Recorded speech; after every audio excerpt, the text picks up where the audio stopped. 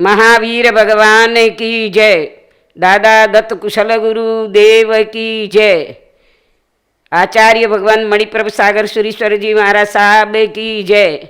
प्रवर्तनी महोदया सज्जन श्री जी महाराज साहब की जय। सर्व संतन की जय। नमो अरिहंताणं नमो सिद्धाणं नमो आयर्याणं नमो उवज्जायाणं नमो लोये सव्वसाहूणां एषो पञ्चनमुकारो सव्वपावपणासनो मंगलानंच सव्वेसिं पढमं हवै मंगलम् ओंकारं बिन्दुसंयुक्तं नित्यं ध्यायन्ति योगिनः कामदं मोक्षदं चैव ओंकाराय नमो नमः। अज्ञानतिमिरान्धानां ज्ञानाञ्जनशलाकया नेत्रम् उन्मीलितं येन तस्मै श्रीगुरवे नमः। भवबीजाङ्कुरजनना रागाद्य क्षयमुपागतायस्य ब्रह्मा वा विष्णुर्वा हरो जिनो वा नमस्तस्मै। यथा प्राणानराधारास् तथैव सुखसागर नित्यं नमामि नाथ त्वां त्वमेव शरणं मम। मंगल प्रार्थना। जय हो विजय हो जिनवर की जय हो, मुक्ति प्रदाता प्रभुवर की जय हो। जय हो विजय हो जिनवर की जय हो, मुक्ति प्रदाता प्रभुवर की जय हो। शासन है हमको प्राणों से प्यारा, सौभाग्य से पाई शासन की धारा।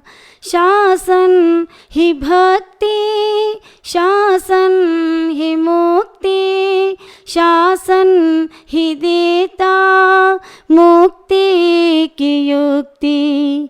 महावीर शासन सागर की जय हो, मुक्ति प्रदाता प्रभुवर की जय हो। शासन के स्वामी महावीर जिनवर उपकार तेरा छाया जगत पर। गौतम स्वामी लब्धि निधानी, अमृत पिला दो अवधर दानी। गौतम सुधर्मा गणधर की जय हो, मुक्ति प्रदाता प्रभुवर की जय हो। जय हो विजय हो जिनवर की जय हो, मुक्ति प्रदाता प्रभुवर की जय हो। आचार शुद्धि व्यवहार शुद्धि, उपदेश आज्ञा अनुसार बुद्धि। सहस 75 सूर्य जिनेश्वर, शास्त्रार्थ करके पद पाया खरतर अभय देव वल्लभ गणिवर की जय हो मुक्ति प्रदाता प्रभुवर की जय हो। लाखों को जिसने जैनी बनाया ऐसे गुरुवर जिन दत्त राया मणिधारी दादा संकट निवारे दादा कुशल चंद्र तारण हारे चारों ही दादा गुरुवर की जय हो मुक्ति प्रदाता प्रभुवर की जय हो। संयम के दाता भाग्य विधाता हे गच्छ नायक तुम ही हो त्राता कांति मणि प्रभ सूरी सवाया आशीष पाने चरणों में आया पूज्य गुरु सुख सागर की जय हो मुक्ति प्रदाता प्रभुवर की जय हो विजय हो जिनवर की जय हो मुक्ति प्रदाता प्रभुवर की जय हो।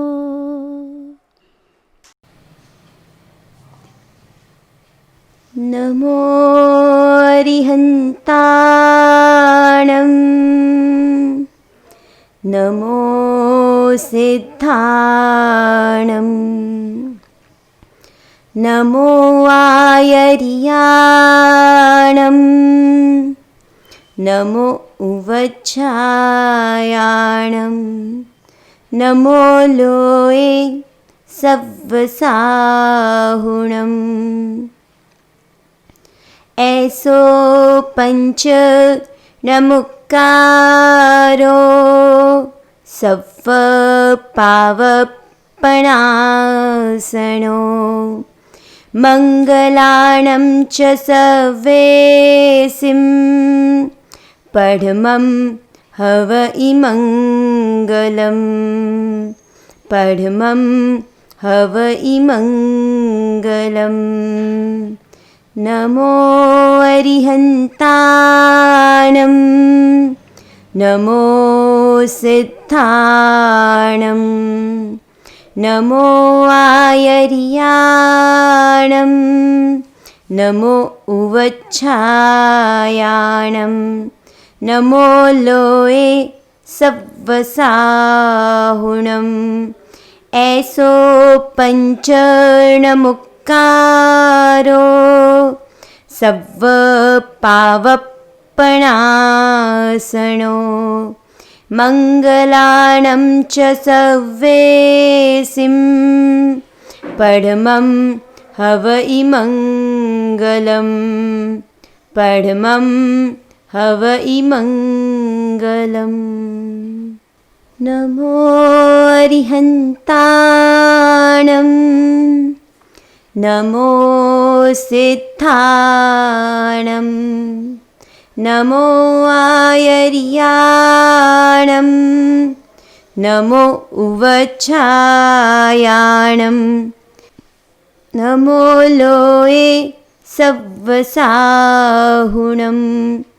ऐसो पंच नमुक्कारो सव्व पावपणासनो मंगलाणं च सवेसिं पढमं हवइमङ्गलं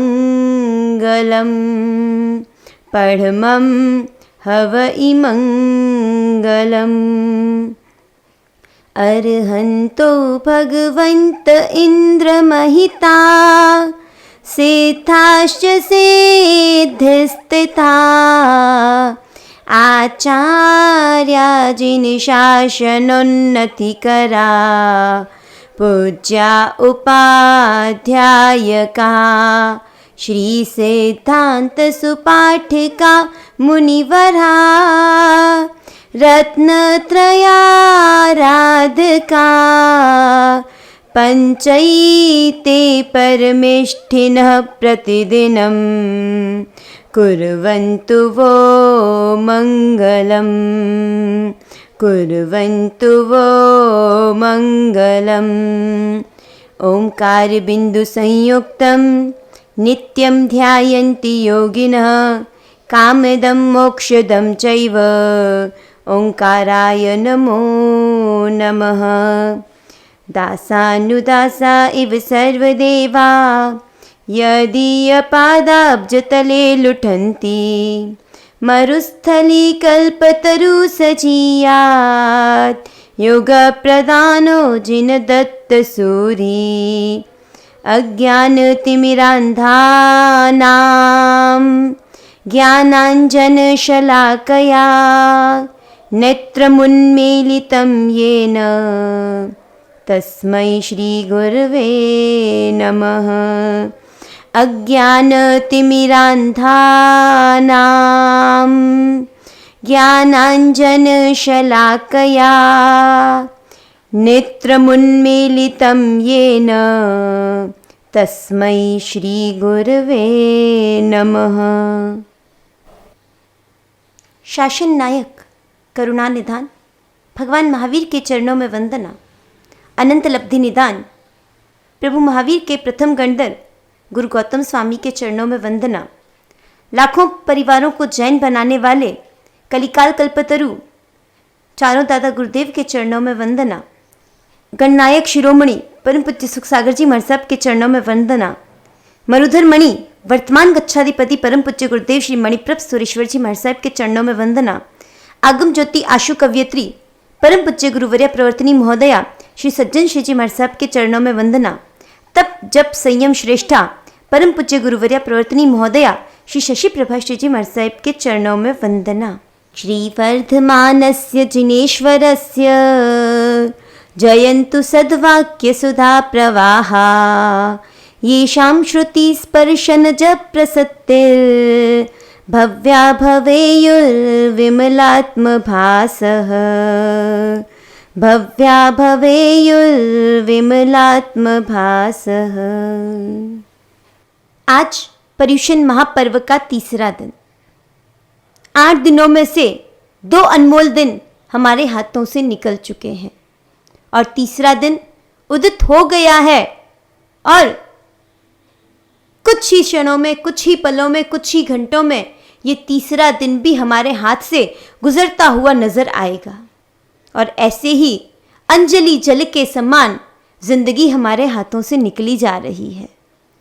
जैसी कि हमारी परंपरा है कि शासन में पर्युषण पर्व के इन दिनों में 2 दिनों में हमने अपने कर्तव्यों को जाना, अपने आचार को जाना, अपने जीवन जीने की कला को जाना अष्टानिका प्रवचन के माध्यम से।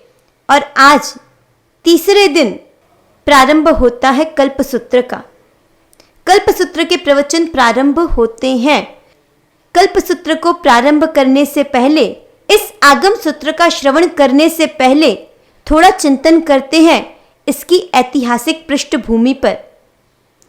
कई बार प्रश्न होता है कि पर्युषण पर्व में कल्पसूत्र का ही श्रवण क्यों किया जाता है, आखिर इस कल्पसूत्र की महिमा का इतना गुणगान क्यों है। अनेक आगम ग्रंथ हैं, अनेक रचनाएं हैं, फिर भी क्यों हर वर्ष इन 8 दिनों में कल्पसूत्र का ही श्रवण करवाया जाता है। कल्पसूत्र की महिमा का वर्णन करते हुए कहा गया है, न अर्हतः परमो देवो न मुक्तेः परमं पदं न श्री शैत्रुञ्जयातीर्थं श्रीकल्पान्न परम श्रुतम। अरिहंत परमात्मा से बढ़कर कोई देव नहीं, मुक्ति से बढ़कर कोई पद नहीं, शैत्रुंजय से बढ़कर कोई तीर्थ नहीं, एवं कल्पसूत्र से बढ़कर कोई शास्त्र नहीं। यह कल्पसूत्र साक्षात कल्प वृक्ष ही है। वीर प्रभु का चारित्र इस वृक्ष का बीज है। पार्श्वनाथ भगवान का चारित्र इस कल्प वृक्ष का अंकुर है। नेमिनाथ भगवान का चारित्र इस वृक्ष का तना है और ऋषभदेव भगवान का चारित्र इसकी शाखाएं हैं। स्थविरावली इसके सुगंधित फूल है और समाचारी का ज्ञान इन पुष्पों के सुगंध है तथा मोक्ष प्राप्ति इस कल्प वृक्ष का फल है। वाचनात् साह्य दानात् सर्वाक्षर श्रुतेरपि विधिनारादितः कल्प शिवदोन्तर्भवाष्टकम्। कल्पसूत्र श्रवण की महिमा का वर्णन करते हुए ग्रंथकार ने कहा है, इस कल्पसूत्र का वांचन करने से, वांचन करने वाले व्यक्ति की सहायता करने से, कल्पसूत्र के समस्त अक्षरों का श्रवण करने से एवं विधि पूर्वक कल्पसूत्र का आराधन करने से अधिक 7-8 जन्मों में मोक्ष निश्चित है।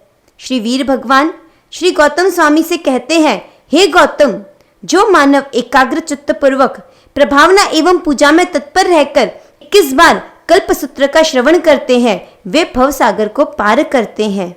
पर्युषण महापर्व के दिनों में श्री कल्पसूत्र जी का व्याख्यान किया जाता है। सकल श्री संघ के समक्ष कल्पसूत्र वांचन की परंपरा का प्रारंभ वीर निर्वाण के 980 वर्षों के बाद हुआ। कल्पसूत्र अष्टम अध्याय है जो भद्रबाहु स्वामी के द्वारा रचित है। इन्होंने इसकी संरचना की है, उद्धृत किया है। यह कल्पसूत्र हमेशा इन्हीं पर्युषण पर्व के दिनों में सुनते हैं। कुल मिलाकर के कल्पसूत्र में 3 अधिकार हैं। पुरी में चरिमाण कप्पो मंगलम वर्धमान तत्थम्मी तो परिकह्याजिणम गणहराई थेरावली चरियम। इसमें प्रथम अधिकार में तीर्थंकरों के जीवन चरित्र का, दूसरे अधिकार में महान आचार्यों के जीवन चरित्र का एवं तीसरे अधिकार में साधु समाचारी का वर्णन किया गया है। प्राचीन काल में आचार्य प्रतिक्रमण के बाद कल्पसूत्र की वाचना देते थे और सारे साधु परमात्मा के जीवन चरित्र को सुन करके स्वयं की भूमिका को तोलते थे। स्वयं को जिन बनाने की जो आशाएं थी, जो इच्छाएं थी, उसके मार्ग में अपने कदम बढ़ाते थे। बाद में ऐसी घटना घटी कि एक राजा के यहाँ पुत्र का मरण हो गया। उसके शोक निवारण के लिए आचार्य ने राजा को कल्पसूत्र सुनाया।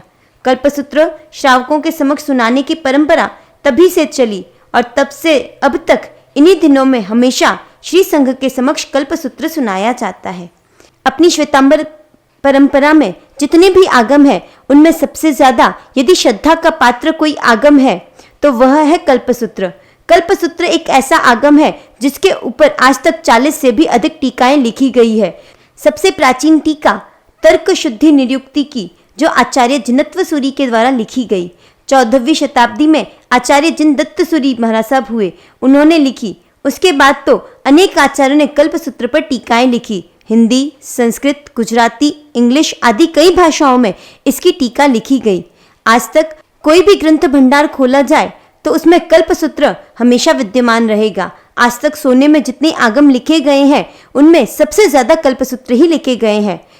कल्पसूत्र में 3 अधिकारों का वर्णन किया गया है। पुरी में चरिमाण कप्पो मंगलम वर्धमान तत्थम्मी तो परिकह्याजिणम गणहराई थेरावली चरियम। 3 अधिकारों में प्रथम अधिकार में तीर्थंकरों के जीवन चरित्र का, दूसरे अधिकार में महान आचार्यों के जीवन चरित्र का और तीसरे अधिकार में साधु समाचारी का वर्णन है। पर्युषण महापर्व के दिनों में कल्पसूत्र का व्याख्यान किया जाता है। सकल श्री संघ के समक्ष कल्पसूत्र वांचन की परंपरा का प्रारंभ वीर निर्वाण के 980 वर्षों के बाद हुआ। पहले परंपरा यह थी कि संवत्सरी के दिन सामूहिक रूप से प्रतिक्रमण करने के पश्चात सारे साधु एकत्रित होते। उनमें से एक साधु मूल कल्पसूत्र, जिसे हम अपनी भाषा में 1200 सूत्र कहते हैं, जिसे संवत्सरी के दिन मूल पाठ के रूप में सभी सुनते हैं, उस सूत्र का पाठ गुरु भगवान से आदेश प्राप्त कर बाकी सब साधु श्रद्धा से श्रवण करते थे। वस्तुतः यह सूत्र केवल साधुओं का ही है। तब प्रश्न होता है कि चतुर्विद संघ के समक्ष कल्पसूत्र के प्रवचन की परंपरा कब से और क्यों प्रारंभ हुई। इस परंपरा का प्रारंभ तब हुआ जब आनंदपुर बड़नगर के राजा ध्रुवसेन के एकाकी युवा पुत्र सेनागंध का स्वर्गवास हो गया। राजा उदास हो गए तो प्रजा भी उदास हो गई। राजा शोकाकुल हुए तो प्रजा में उत्सव का माहौल कैसे हो सकता था। इधर पर्वाधिराज का आगमन का समय समीप आने लगा। उस नगर में चातुर्मास कर रहे कालिकाचार्य भगवंत ने राजा के शोक को दूर करने का उपाय सोचा। उन्होंने चिंतन किया कि राजा यदि शोकाकुल रहेंगे तो शोकाकुल प्रजा धर्म की आराधना नहीं कर पाएगी, यदि करेगी भी तो उल्लास नहीं आ पाएगा। इस चिंतन के साथ आचार्य महाराज राजसभा में पहुंचे। उन्होंने राजा से कहा, आपका दुख समझ में आता है। एकाकी युवा पुत्र पिता की आंखों के सामने स्वर्गवासी हो गया है। इससे बड़ा दुख जीवन में दूसरा नहीं हो सकता। परंतु यह सब खेल कर्मों का है। कर्मों के आधार पर ही संयोग होता है और उसी के आधार पर वियोग होता है। आचार्य भगवंत ने कर्म की विस्तृत विवेचना करते हुए आत्मा का स्वरूप समझाया। कर्मों का फल तो सभी को भोगना पड़ता है। आयुष्य कर्म पूर्ण होने पर सभी को एक न एक दिन मरना ही पड़ता है। जो जीव जितना आयुष्य लेकर आता है उसके पूर्ण होने पर उसे विदा होना पड़ता है। इसीलिए आप शोक न करो। शोक के कारण पाप कर्म का बंध होगा, उसका फल अगले जन्म में भोगना पड़ेगा, क्योंकि कर्मराज किसी को भी छोड़ता नहीं है। तीर्थंकरों को भी कर्मों का फल भोगना पड़ता है। आप तीर्थंकर परमात्मा का जीवन जानोगे तो कर्म की विचित्रता आपके समझ में आएगी। आचार्य भगवंत के वचनों को सुनकर राजा तीर्थंकर परमात्मा के जीवन चरित्र को सुनने के लिए उत्सुक हुआ। तब आचार्य भगवंत ने कल्पसूत्र का चुनाव कर कहा, हे राजन, कल मैं आपको विस्तार से तीर्थंकर परमात्मा का जीवन चरित्र सुनाऊंगा। आचार्य भगवंत ने कल्पसूत्र की विवेचना सुनाकर राजा का शोक दूर कर दिया। वे समझ गए कि इस दुनिया में अपनी आत्मा के सिवाय कोई अपना नहीं है। आत्मा के सिवाय सब कुछ मात्र कर्म का ही परिणाम है। कर्म बंध और उदय का ज्ञान पाकर ध्रुवसेन राजा धर्म आराधना करने के लिए उत्सुक हो उठे। वे समझ गए कि धर्म ही साथ चलने वाला है। उस समय से चतुर्विद श्री संघ के समक्ष कल्पसूत्र व्याख्यान की परंपरा प्रारंभ हुई। शुद्ध केवली श्री भद्रबाहु स्वामी ने 9वें प्रत्याख्यान प्रवाद नामक पूर्व से दशाश्रुत स्कंध का उद्धार किया और उसकी 8वीं दशा का ही यह कल्पसूत्र है। शास्त्रकार कहते हैं कि वाचनात् साह्य दानात् सर्वाक्षर श्रुतेर अपि विधिनाराधितः कल्प शिवदोन्तर्भवाष्टकम्।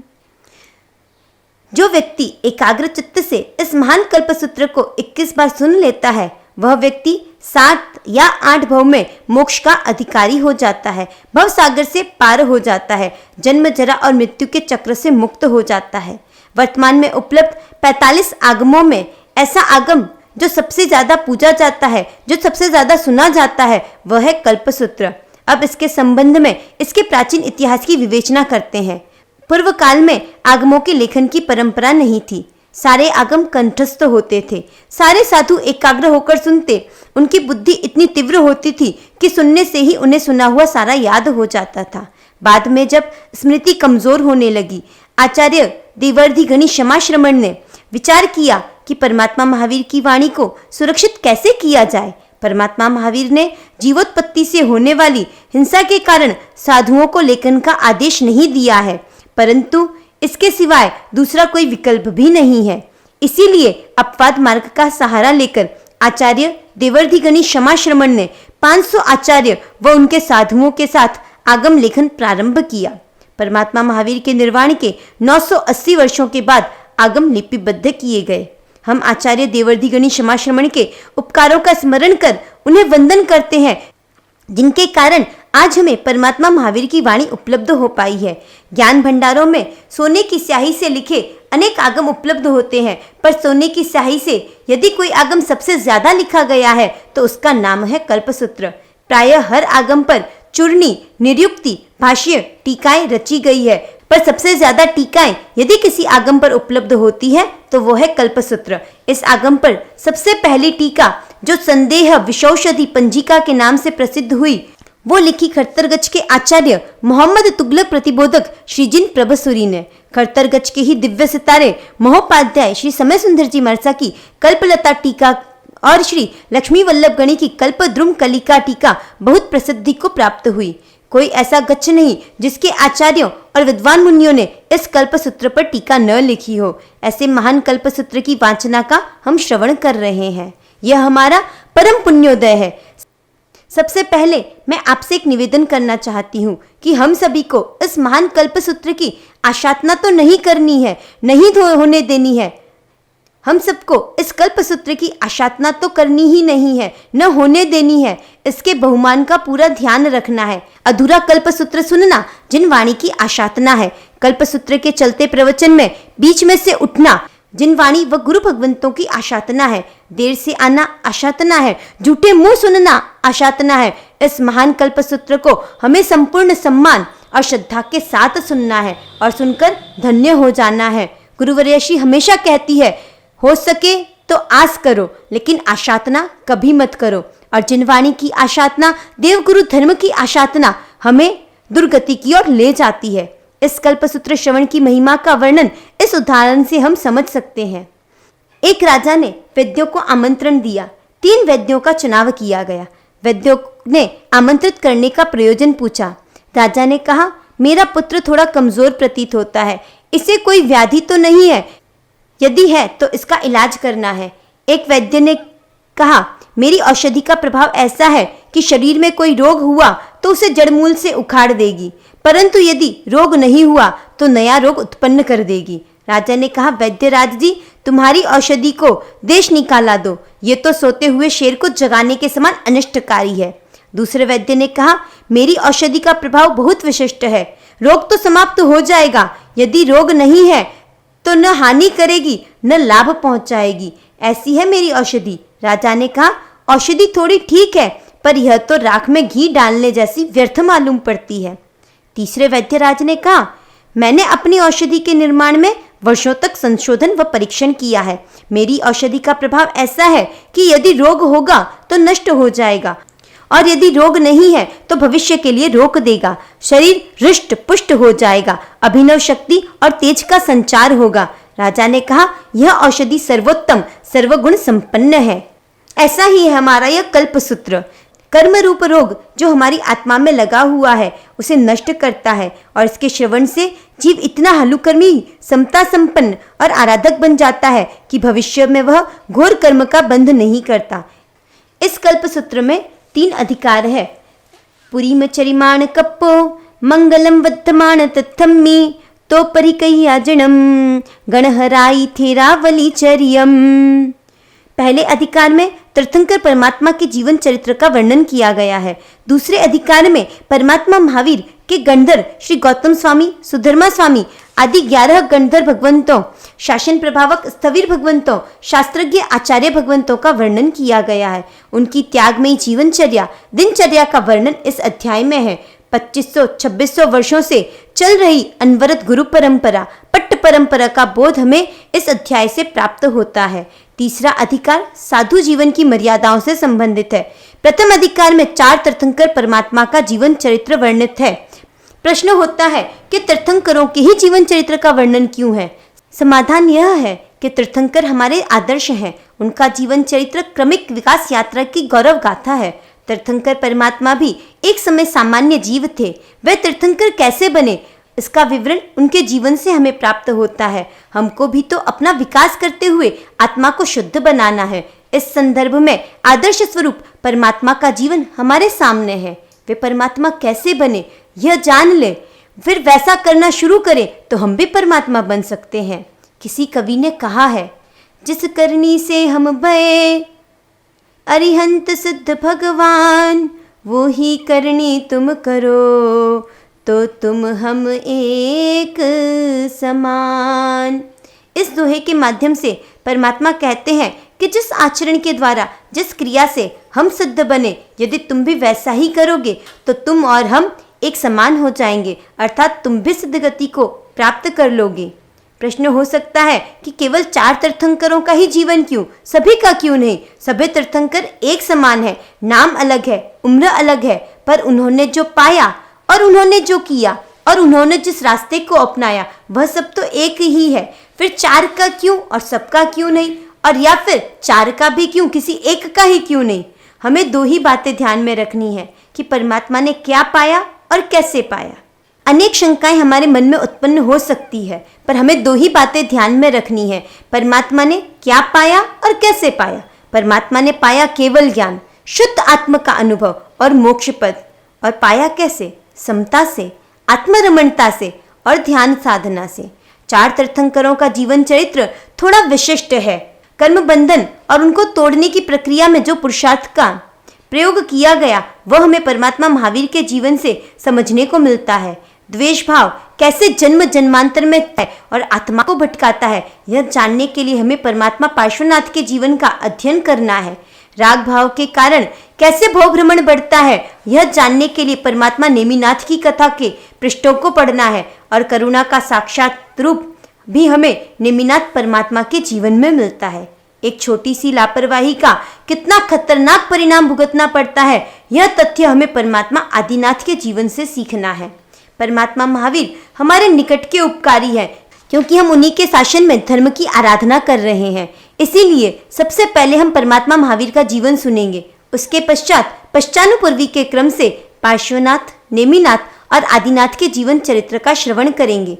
परमात्मा महावीर का जीवन चरित्र प्रारंभ करें, इससे पूर्व थोड़ी भूमिका को समझ ले। यह एक जानने जैसा तथ्य है कि 24 तीर्थंकरों के साधुओं का आभ्यंतर आचार तो एक ही है, उसमें कोई अंतर नहीं है, परंतु बाह्य आचार में थोड़ा अंतर है। परमात्मा आदिनाथ और परमात्मा महावीर के साधुओं का आचार एक जैसा है और परमात्मा अजितनाथ से लेकर परमात्मा पार्श्वनाथ तक के साधुओं का आचार एक जैसा है।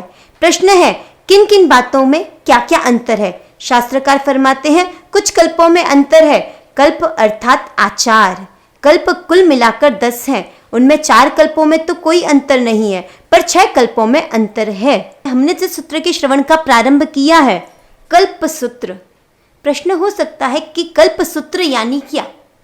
कल्प सूत्र यानी आचार सूत्र। कल्प सूत्र हमें आचार बताता है। किसका आचार?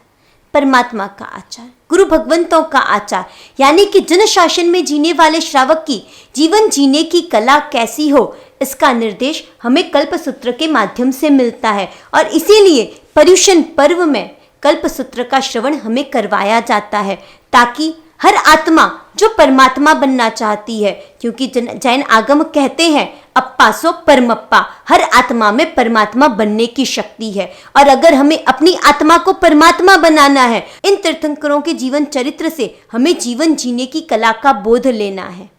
वही परिस्थितियां उन तीर्थंकरों के सामने भी थी, वही परिस्थितियां हमारे सामने भी उत्पन्न होती है। उन्होंने उन परिस्थितियों में अपने आप को कैसे आगे बढ़ाया, ये हमें तीर्थंकर परमात्मा के जीवन चरित्र के श्रवण से पता चलता है। और उसके बाद हमें भी वैसे ही जीने का एक लक्ष्य मिलता है। पूज्य गुरुदेव श्री के एक स्तवन में पूज्य गुरुदेव श्री ने लिखा भी है, कभी अपन थे दोनों आपस में सखा प्रभुवर, कभी अपन थे दोनों आपस में सखा प्रभुवर, सिद्ध हुए तुम मैं जगत में क्यों रहा प्रभुवर, कभी अपन थे दोनों आपस में सखा प्रभुवर, कभी अपन थे दोनों आपस में सखा प्रभुवर, सिद्ध हुए तुम मैं जगत में क्यों रहा प्रभुवर, कभी अपन थे दोनों आपस में सखा प्रभुवर। परमात्मा और हम कभी दोनों साथ रहे हैं, मित्र के रूप में साथ खेले हैं, और आज परमात्मा मोक्ष में चले गए और हम इस संसार सागर में भटक रहे हैं। परमात्मा के जीवन चरित्र के श्रवण से हमें भी उस परमात्मा पद तक पहुंचना है, और इसीलिए परमात्मा के जीवन चरित्र का श्रवण करना है। और इस चरित्र का श्रवण करते हुए शास्त्रकार फरमाते हैं कल्पसूत्र यानी आचार का सूत्र। अभी हमने चर्चा की कि कल्पसूत्र यानी आचार सूत्र। अब आचार और किसके आचार का वर्णन है? साधु साध्वियों के और तीर्थंकरों के। अब आपके मन में प्रश्न हो सकता है कि भाई आप हो श्रावक और हमें साधु, तो हमारे आचार को जानकर आपको क्या फायदा? अगर आपको जीवन जीने की कला सिखाए, गृहस्थ जीवन की कला सिखाए, वैसे शास्त्र का आपको श्रवण करवाया जाए तो आपके गृहस्थ जीवन में भी कोई फायदा हो, लेकिन साधु के आचार को जानने से आपको क्या फायदा। परंतु गुरु भगवंत कहते हैं कि हमारे साधु के आचार में श्रावक मुख्य सहयोगी होता है। जब श्रावक साधु के आचार को जानता है तभी वह साधु के निर्दोष जीवन यापन में सहयोगी बनता है। एक घटना ध्यान आ रही है। एक बार दिल्ली के किसी घर में मैं गोचरी के लिए गई। 25 वर्ष का युवान लड़का रूम से बाहर निकला और महाराज को देखकर बोला, प्रणाम महाराज जी, आइए। और वह फ्रिज के ऊपर से केले का गुच्छा लेकर आया और मुझे कहने लगा कि महाराज साहब जी, इसमें से आपको जो पसंद हो वो केला ले लो। घर में कोई श्राविका उपस्थित नहीं थी और लगभग शहरों के जो युवान हैं उनका साधु साध्वियों से संपर्क तो इतना ही होता है। अब सोचिए, अगर आपको हमारा आचार पता ही ना हो और हम आपके घर में गोचरी लेने आ जाएं तो हमारी हालत क्या होगी। और आपकी भी हालत, अगर साधु साध्वी भगवंत आ जाएं और आपके घर में आपकी श्राविका, आपकी माताजी या आपके पुत्री या बहू ना हो तो साधु साध्वियों का आप गोचरी बहरा पाओगे या उन्हें खाली हाथ ही भेजना पड़ेगा। और इसीलिए श्रावक को भी साधु के आचार का ज्ञान होना चाहिए। श्रावक को यदि साधु के आचार का ज्ञान हो और कदाच कर्मवश भूलवश साधु पथभ्रष्ट हो रहा हो तो श्रावक साधु को सही मार्ग बता सकता है, उसे गलत मार्ग पर जाने से रोक सकता है। और आखिरतः अंततो गत्वा जन शासन के श्रावक की एक ही भावना होती है, क्यारे बनिश हूँ साचो रे संत ने, क्यारे थशे मारा भवनो रे अंत। अगर आप साधु के जीवन को जानोगे ही नहीं तो आप साधु बनने की भावना, साधु बनने की ललक, साधु बनने की चाह अपने हृदय में जगाओगे कैसे। और इसीलिए प्रतिवर्ष श्रावकों को कल्पसूत्र सुनाया जाता है। कल्पसूत्र में सर्वप्रथम आचारों का वर्णन है। परमात्मा महावीर का जीवन चरित्र प्रारंभ करें, इससे पूर्व थोड़ी भूमिका समझ लें। यह एक जानने जैसा तथ्य है कि 24 तीर्थंकरों के साधुओं का आभ्यंतर आचार तो एक ही है, उसमें कहीं कोई अंतर नहीं है, परंतु बाह्य आचार में थोड़ा अंतर है। परमात्मा आदिनाथ और परमात्मा महावीर के साधुओं का आचार एक जैसा है। पार्श्वनाथ परमात्मा के साधुओं का आचार एक जैसा है। प्रश्न है कि किन किन बातों का अंतर है। शास्त्रकार फरमाते हैं कुछ कल्पों में अंतर है। कल्प अर्थात आचार। कल्प कुल मिलाकर 10 है, उनमें 4 कल्पों में तो कोई अंतर नहीं है, पर 6 कल्पों में अंतर है। ये 10 कल्प इस प्रकार है: अचेलक, औद्देशिक, शय्यातर पिंड, राजपिंड, कृतिकर्म अर्थात वंदन व्यवहार, महाव्रत, ज्येष्ठ धर्म, प्रतिक्रमण, मास कल्प और पर्युषणा कल्प। इस प्रकार शास्त्र में 10 प्रकार के विशेष व्यवहार बताए गए हैं। पहले इन 10 कल्पों के बारे में थोड़ी जानकारी करते हैं। सबसे पहला कल्प है अचेलक कल्प। अचेलक यानी कि वस्त्रहीनता। वस्त्रधारी सचेलक कहलाता है और वस्त्र रहित व्यक्ति अचेलक कहलाता है। अचेलकपन को आचेलक्य कहा जाता है।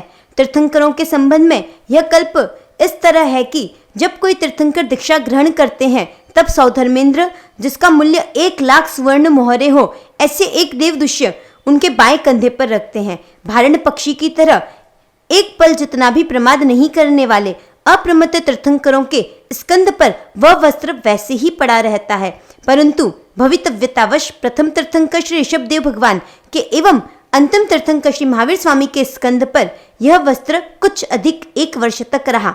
अन्य 22 तीर्थंकरों के स्कंद पर यह वस्त्र निर्वाण तक रहा। श्री अजितनाथ भगवान से लेकर श्री पार्श्वनाथ भगवान के साधु एवं महाविदेह क्षेत्र में स्थित ऋजु एवं प्राज्ञ साधुओं में से कई साधु विविध रंगों के एवं मूल्यवान वस्त्र धारण करते हैं, ये सचेलक हैं। कई साधु जीर्ण एवं प्रमाणोपेत श्वेत वस्त्र धारण करते हैं, अतः उन्हें अचेलक कहा जाता है। यूं देखा जाए तो उन तीर्थों के साधुओं के लिए यह आचार अनियत है। प्रथम तीर्थंकर के साधु ऋजुजड़ एवं अंतिम तीर्थंकर के साधु वक्रजड़ हैं। वे वस्त्र की मूर्छा, आसक्ति आदि में न फंसे, इस हेतु प्रथम एवं चरम तीर्थंकर के साधुओं को प्रमाणोपेत एवं जीर्ण प्राय अल्प मूल्य वाले श्वेत वस्त्र धारण करने की नियत आज्ञा है। अतः इस प्रकार जीर्ण श्वेत वस्त्रधारी होना ही उनका नियत आचेलक्य है। कई लोग कई बार शंका करते हैं कि अचेलक यानी तो वस्त्र रहित होना, तो फिर आप वस्त्र सहित साधु को अचेलक कैसे कह सकते हैं। इस विषय में कहते हैं कि जैसे 10 रुपए वाला व्यक्ति श्रीमंत नहीं कहलाता, वह धनवान नहीं कहलाता। यद्यपि उसके पास धन है, वह धन वाला है, लेकिन वह धनवान नहीं है। इसी प्रकार जो साधु जीर्ण वस्त्रों को धारण करते हैं, वे अल्प वस्त्र युक्त होने से अथवा जीर्ण वस्त्र युक्त होने से उन्हें सचेलक न कहकर अचेलक ही कहा जाता है। जैसे कि संस्कृत में एक शब्द आता है अनुदरा कन्या, यानी कि उदर रहित कन्या। परंतु यह हम सामान्यतया समझ सकते हैं कि उदर रहित कोई भी कन्या नहीं होती, परंतु जिस कन्या का पेट एवं कमर एकदम पतली हो, नहीवत हो, उसे अनुदरा कन्या कहते हैं। इसी प्रकार जो साधु जीर्ण प्राय अल्प मूल्य वाले वस्त्रों को धारण करते हैं, वे साधु भी अचेलक कहलाते हैं।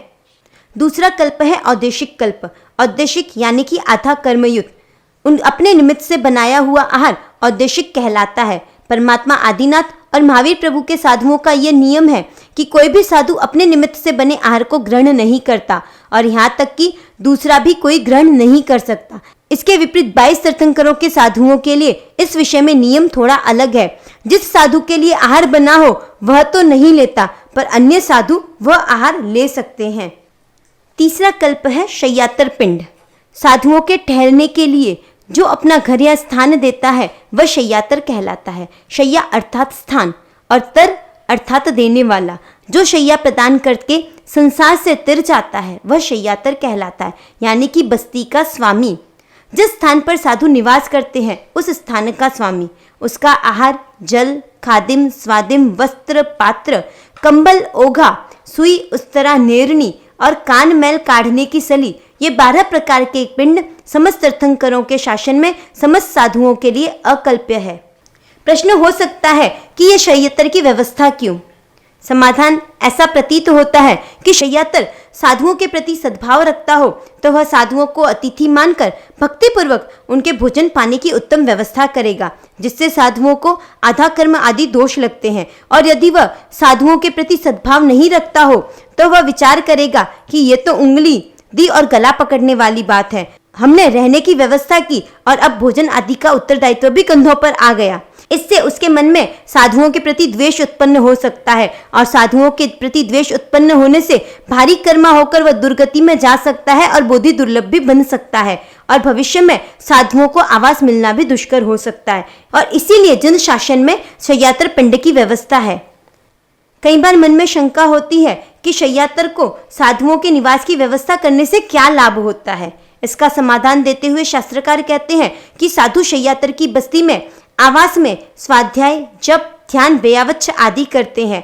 उन समस्त क्रियाओं में सहायक बनने का लाभ शय्यातर को मिलता है। अतः जो व्यक्ति शय्या देने से संसार सागर तैर जाता है उसे शय्यातर कहते हैं।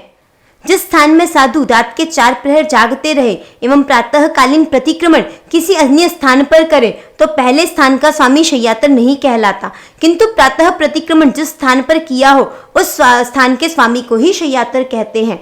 यदि साधु रात को एक स्थान में निद्रा लेकर अन्य स्थान में प्रतिक्रमण करे तो दोनों स्थान के स्वामी शय्यातर कहलाते हैं। शय्यातर के यहाँ से तृण, मिट्टी का ढेला, मूत्र विसर्जन की कुंडी, पाटला, पाट, पाटिया, शय्या, संथारा, लेप एवं चारित्र का इच्छुक उपदी सहित शिष्य, इतना साधु के लिए कल्प्य है। चौथा कल्प है राजपिंड। पूर्व समय में राजा महाराजाओं के लिए शक्तिवर्धक आहार का निर्माण अलग से किया जाता था। वह आहार परमात्मा आदिनाथ और महावीर प्रभु के साधु ग्रहण नहीं करते। 22 तीर्थंकरों के साधुओं के लिए ऐसा कोई नियम नहीं है, वह ग्रहण कर सकते थे। प्रश्न हो सकता है कि ऐसा क्यों? शास्त्रकार फरमाते हैं, राजमहल में आवागमन करने से साधुओं के समय का व्यर्थ व्यय होता है। लोक निंदा की भी संभावना रहती है। लोगों के मन में यह भावना आ सकती है कि साधु उत्तम व्यंजन खाते हैं और साधु भी ऐसे आहार को कर प्रमादी बन सकता है। कलिकाल सर्वज्ञ श्री हेमचंद्र सुरेश्वर जी महाराज का जब काल धर्म हुआ तब राजा कुमारपाल के मन पर गहरा आघात लगा और उस समय उनके मन में एक सबसे बड़ी पीड़ा थी कि मैं अपने राजमोह के कारण राज्य का त्याग नहीं कर पाया और मैं हतभागी अपने गुरुदेव श्री के पात्र में कभी आहार नहीं बहरा पाया। 5वां कल्प है कृतिकर्म। दीक्षा पर्याय के अनुसार परस्पर वंदन व्यवहार करना कृतिकर्म कहलाता है। यहाँ महत्व उम्र का नहीं है, दीक्षा के हिसाब से छोटे बड़े का परस्पर व्यवहार होता है। इस नियम में किसी भी तरह का मतभेद नहीं है, सभी साधु इस नियम का पालन करते हैं। 5वां कल्प है कृतिकर्म। दीक्षा पर्याय के अनुसार परस्पर वंदन का व्यवहार करना कृतिकर्म कहलाता है। यहाँ महत्व उम्र का या ओहदे का नहीं होता। दीक्षा के हिसाब से परस्पर आपस में वंदन व्यवहार होता है। समस्त जिनों के साधु दीक्षा पर्याय के क्रम अनुसार वंदन करते हैं। पूर्वकालीन चक्रवर्ती साधु भी अपने से दीक्षा पर्याय में बड़े सामान्य साधु को वंदन करते हैं, किंतु साध्वी अनेक वर्षों के दीक्षा पर्याय की क्यों न हो, फिर भी आज के दीक्षित साधु को वंदन करे, क्योंकि परमात्माओं का शासन पुरुष प्रधान होता है। उपदेश माला ग्रंथ में एक प्रसंग आता है कि एक सामान्य व्यक्ति ने दीक्षा ग्रहण की। दीक्षा के दिन उन्होंने अपने से बड़े सब साधुओं को वंदन किया। तब उनके मन में इस प्रकार की अधृति हुई कि मुझे ही सबको वंदन करना है, मुझे कोई वंदन नहीं करेगा। उस समय 36,000 शिष्याओं की गुरुनी चिर दीक्षित चंदन वाला साध्वी ने उनको वंदन आदि विनय किया। तब ऐसी महान प्रभावक एवं उपकारी साध्वी भी मुझे वंदन करती है, इस भाव से उनकी अधृति दूर हुई एवं वे दीक्षा में स्थिर हुए। छठा कल्प है व्रत कल्प। परमात्मा आदिनाथ और महावीर प्रभु के साधु दीक्षा ग्रहण करते समय 5 महाव्रतों को धारण करते हैं, जबकि 22 तीर्थंकरों के साधुओं के लिए 4 महाव्रतों का विधान था। संख्या में भले ही अंतर हो, पर भावों में कोई अंतर नहीं था।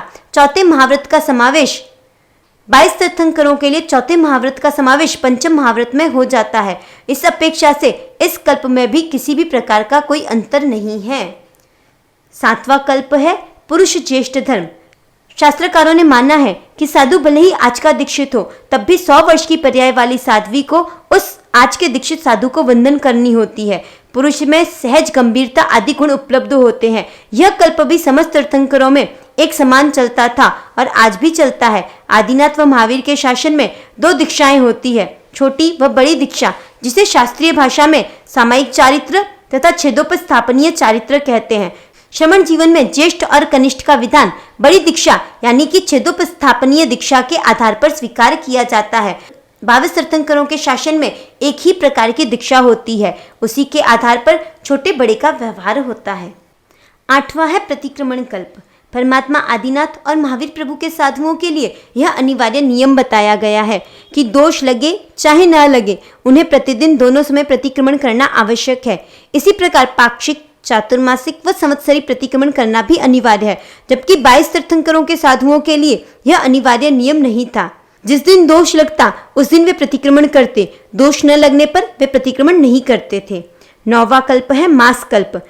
आदिनाथ और महावीर प्रभु के साधुओं के लिए 9 कल्पी विहार का आचार बनाया गया, अर्थात एक स्थान पर 1 महीने से अधिक वे नहीं रुक सकते। 8 महीनों के 8 कल्प और 9वां चातुर्मास का 1 कल्प, इस प्रकार 9 कल्पी विहार का विधान है। साधु यदि किसी एक क्षेत्र में अधिक प्रवास करता है तो राग आदि के कारण कर्मबंध की संभावना हो सकती है। इस कारण साधु को एक स्थान पर अधिक नहीं रुकने का विधान किया गया, जबकि 22 तीर्थंकरों के साधुओं के लिए ऐसा कोई नियत विधान नहीं था। वे क्षेत्र की योग्यता के अनुसार 1 महीने से ज्यादा भी रुक सकते थे। 10वां कल्प है परीक्षणा कल्प। आदिनाथ प्रभु व महावीर प्रभु ने अपने साधुओं के लिए अनिवार्य नियम बनाया है कि बरसात हो अथवा न हो, चातुर्मास एक ही स्थान पर करना है। कदाचित योग्य क्षेत्र का अभाव हो तो कारण विशेष से प्रारंभ के 50 दिनों में साधु विहार कर सकता है, परंतु चातुर्मास के अंतिम 70 दिन तो एक ही स्थान पर अनिवार्य रूप से रहना होता है, जबकि 22 तीर्थंकरों का ऐसे कोई नियम नहीं था। प्रश्न होता है कि जब सारे तीर्थंकर एक समान देशना देते हैं, एक ही लक्ष्य होता है, फिर यह भेद किस कारण? इसका कारण बताते हुए शास्त्रकार भगवंत फरमाते हैं कि काल के प्रभाव से साधुओं के स्वभाव में परिवर्तन नजर आ रहा था और इस कारण यह भेद करना पड़ा। परमात्मा आदिनाथ का समय बहुत अलग था। उस समय के साधु बहुत सीधे और सरल होते थे। उन्हें बात देर से समझ में आती थी, पर समझ में आने के बाद पालन पूरी निष्ठा से करते थे। वे ऋजु और जड़ थे। ऋजु अर्थात सरल और जड़ अर्थात समझने में थोड़ा समय लगता था। जितना कहते उतना ही समझते, कारण परिणाम आदि का चिंतन वे नहीं कर पाते थे। 22 तीर्थंकर परमात्मा के समय में जो श्रमण थे, वह वर्ग समझदार भी था, बुद्धिमत्ता से परिपूर्ण भी था और श्रद्धा संपन्न भी था। उनके साधु बहुत जल्दी गहरी बातों को भी समझ जाते और समझने के बाद श्रद्धा और आस्था पूर्वक उसका पालन भी करते। इसीलिए उन साधुओं को ऋजु प्राज्ञ कहा गया है।